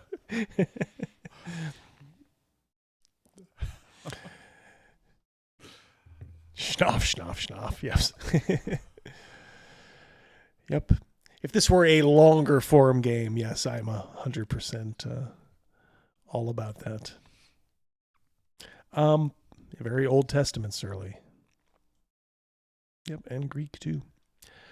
All right, so the fires fall, and Marcellus says, well, I'm going to go to sleep. Marcellus says, or Mordecai says, I'll go to sleep too, kid. Wake me up when you're done. Okay. Aurora comes over, and kisses you. I push her back and I say, whoa. What is he doing to her? Tongue out. Yeah. She does kind of snuggle up with you. Absolutely. And she says, how much trouble do you think they're going to cause us? As she kind of looks over, your head over to them. As you guys are laying there, you can see on the site, their fires underneath Dragon's Teeth Henge. Their shadows dancing as they're laughing and, basically being loud neighbors. Yeah. Well, she's a very realistic person. She's not stupid. I certainly wouldn't lie to her. But I think they're going to be quite a bit of trouble. Maybe not right away, or maybe right away. I don't know. But I think we'll have to deal with them. Yeah. She says, I think so too, unfortunately. out of in earshot, I just say, and we'll be ready. Yeah. Love that. Okay.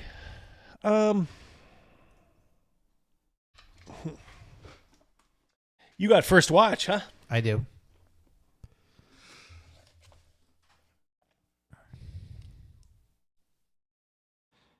Roll a die 6 there. Everybody else is trying to catch their Z's. 3. Okay.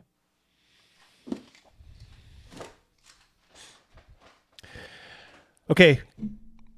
Otto. You're looking around, and you're just kind of, all of a sudden, 1 second here.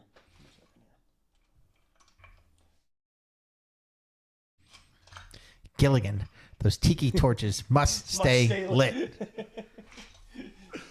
Pulusi Magumba. Blue is the 10s.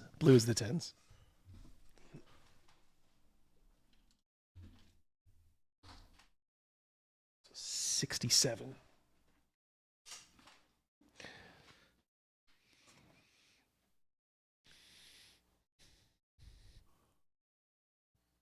Okay. You don't hear her, but you see her coming. That girl? The thief. Mm-hmm.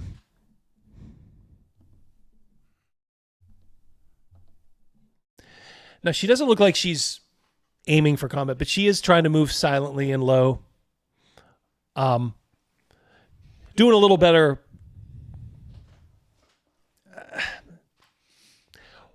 You just catch her, in just a little bit of the moonlight.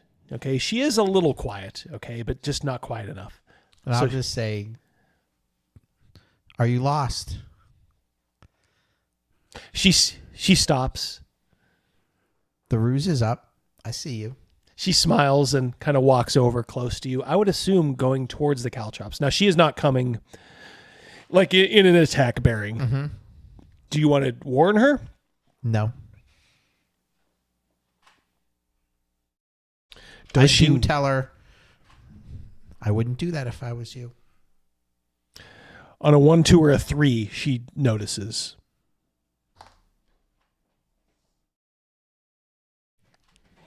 She does notice. Okay. Right before she steps on one. She kind of smiles at you and picks it up. And she says, "Very nice." She says, "I'm impressed." She puts it back down. She's like, "I just came over to say hello. Just wanted to see who our competitors were for this treasure." Competitors mean equal. She says, "How old are you, kid?" I look on my character sheet. I am. It's not on there, but I thought I was like 15 or something like that. Yeah, 16, I think. Yeah. Let's go 16. Some of the stuff you've seen. Plus, I think we have done a full year of stuff, believe it or not. Oh, yeah. All right, so 16 makes perfect sense. She said, "Well, let me give you a little bit of advice. One thief to another. Know that when discretion is the better part of valor. You know what that means, kid?" Yes. That means sometimes the treasure's not any good if you can't spend it because you're dead. Thank you for that education. But she is kind of like looking beyond, and she says to you, "So who's the toughest of the rest of them?" The other 3, meaning basically the 3 warriors. Equal.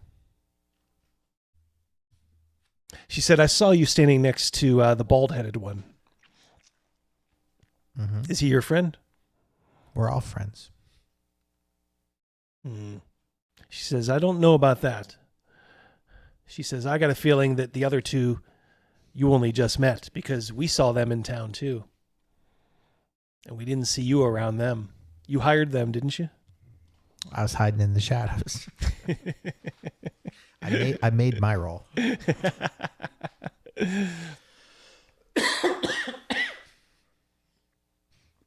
She says, "Where are you from?" I'm not going to be rude, but I'm not going to engage because the whole time all I'm thinking is while she's engaging me and I'm on watch, it's weakening our flank. So I'm going to disengage with her.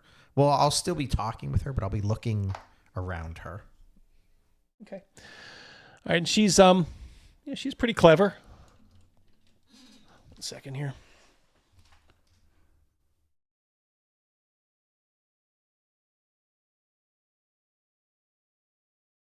This thing doesn't focus.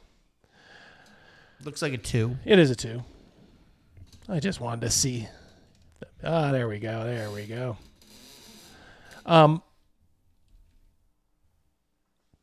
She notices what you're doing, and she says, "Calm down, kid." She's like, "I came over by myself." She's like, "We got better ways to do it than the old misdirection." She says, "Come on, tell me where you from. You from back east." I am.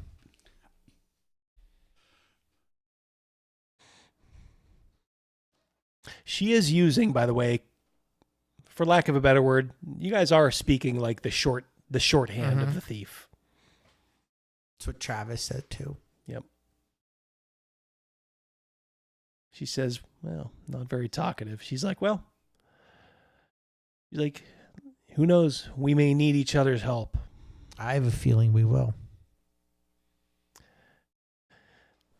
Of course, I think we're the most important people in the party. Let's just run off and do it by ourselves. Yeah. That's the. I just think that there's going to come a point where we are going to need each other. She says, "What's your name? Your real name?" She says, "I'll tell you mine. My name's Lizzie. Light hands Lizzie." Mine's Otto. Otto. All right. Well, Otto, till we meet again. I'll lean in for a kiss. No, I won't. Travis says my dead name. It's Ellen. My dead name. Okay. With that, you're done. You hand it off to Mordecai. Mordecai hands it off to you. Yes. The fires over there are out. Okay. Okay, and you do have a little bit of moonlight. Right. Nothing really happens. Fortunately, it's nice and flat. So you have a pretty good view. It's just very desolate out Ellen here. the felon. Yeah, Ellen the felon. Basically, nothing happens on your shift. Okay. When you pass off to Marcellus, he's glad to hear it. Now, Marcellus does kind of wake everybody up, not shortly after you hand it off to him, at maybe 5 a.m. He just kind of comes over to you. Not you. He comes over to Tyrus and you, Otto. And he just kind of gently wakes you, and he says, "I don't know if we want to do anything, but they're pulling out, and they're heading out. They're leaving." That's a Tyrus. Did you say Tyrus was involved? Yeah. Okay. He kind of sits up and says, "Well." So it's becoming daylight? It's daylight still, maybe 45 minutes away. Okay. Tyrus says, "Well, I suppose we've caught up to them. We know where they are. If we just stay on their tail and keep in contact with them, there's going to be friction at some point, and it's going to turn deadly. Maybe we ought to let them go a little bit ahead." What do you think, Otto? I think that's a good idea. He's like, Marcellus says, "Okay, whatever." Tyrus says, "Why don't we wake everybody up at Is there 6? a road that we could go on? There's no roads here. No roads. Can we go down like a mile and then double time it so that we're ahead of them? Possible. You'll be heading pretty soon into the Badlands. So You guys have yet to see like what's ahead of you there. But Tyrus says, yeah, we could certainly try to double time it for sure. And then we would be in front of them and they wouldn't even know it. Yep. I think that's a good idea. All right. He says, all right, let's get an extra hours of sleep. And Marcella says, okay. He's like, well, that's a good idea. Yes. Yeah. All right. You're snuggled up with Aurora. All right. So after about an hour or so, the sun's starting to peek through and come up and everybody starts stretching. I'll clean up the caltrops. Yep. Very good. And then, Tyrus tells everybody, hey, this is what happened. They're a little bit ahead of us, and they say, fine, that's okay. Gax Mandel says, well, we should head. The Badlands lie straight ahead of us. He says, and after that, who knows? And Tyrus pulls out his map case and says, well, that's where this comes in. I've got a little advantage over them. Even the map that he copied, isn't complete. That's smart. Yeah, there's a couple secrets on here. All right, so anything special? Just getting everything horses already and all right. Sneaking a few squeezes. Oh yeah, why not? All right, so this bleak landscape of kind of like dark stone, this kind of gravel, as I said, you can kind of see it here. You go, and this is where we'll lead off. Even when you start to kick the horses into high gear, it doesn't take very long. Maybe after like an hour and a half or so.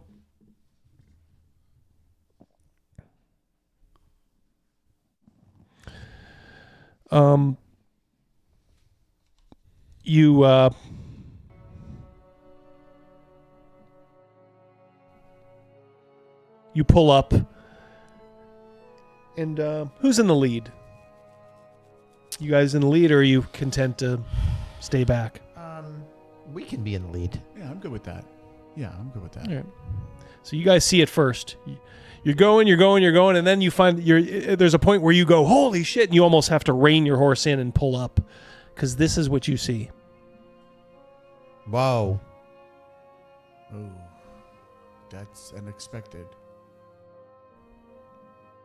Everybody pulls around you. You all look at each other.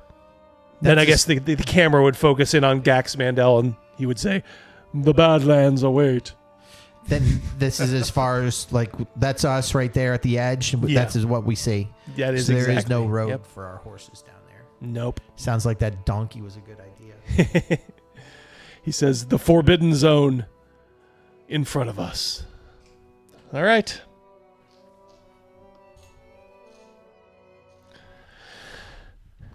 That's it. 1,000 peaks. That's it. Thank you, everybody. Thanks, everybody.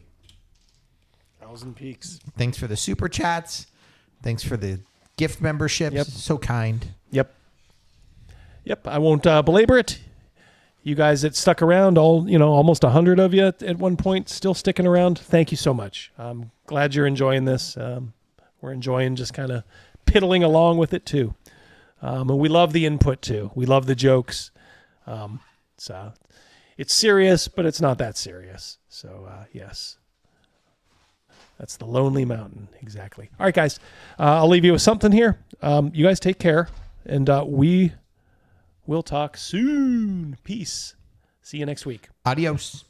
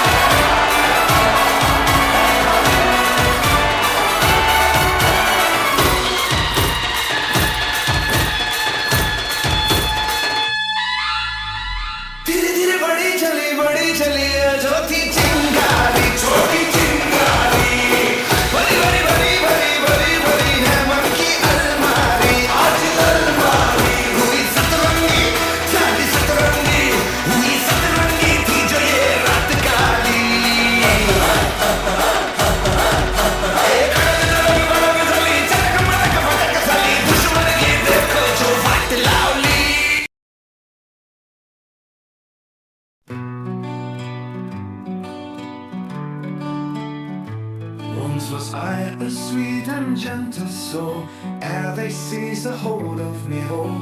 Opened I doors for dames most old, aided the blind with hearts so bold.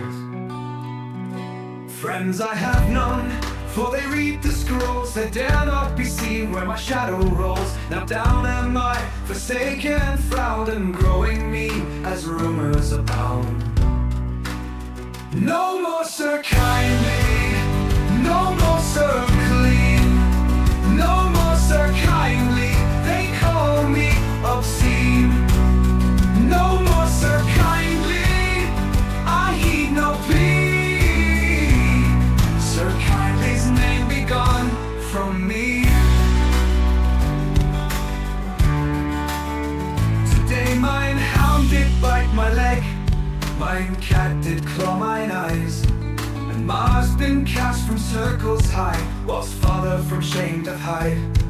To church I went in common dress, incognito nonetheless, till Father Smith he raised his eye, then struck my nose and cried on high. No more Sir Kindly, no more Sir Clean, no more Sir Kindly, they call me obscene. No more Sir Kindly, I heed no plea. Sir Kindly's name be gone from me.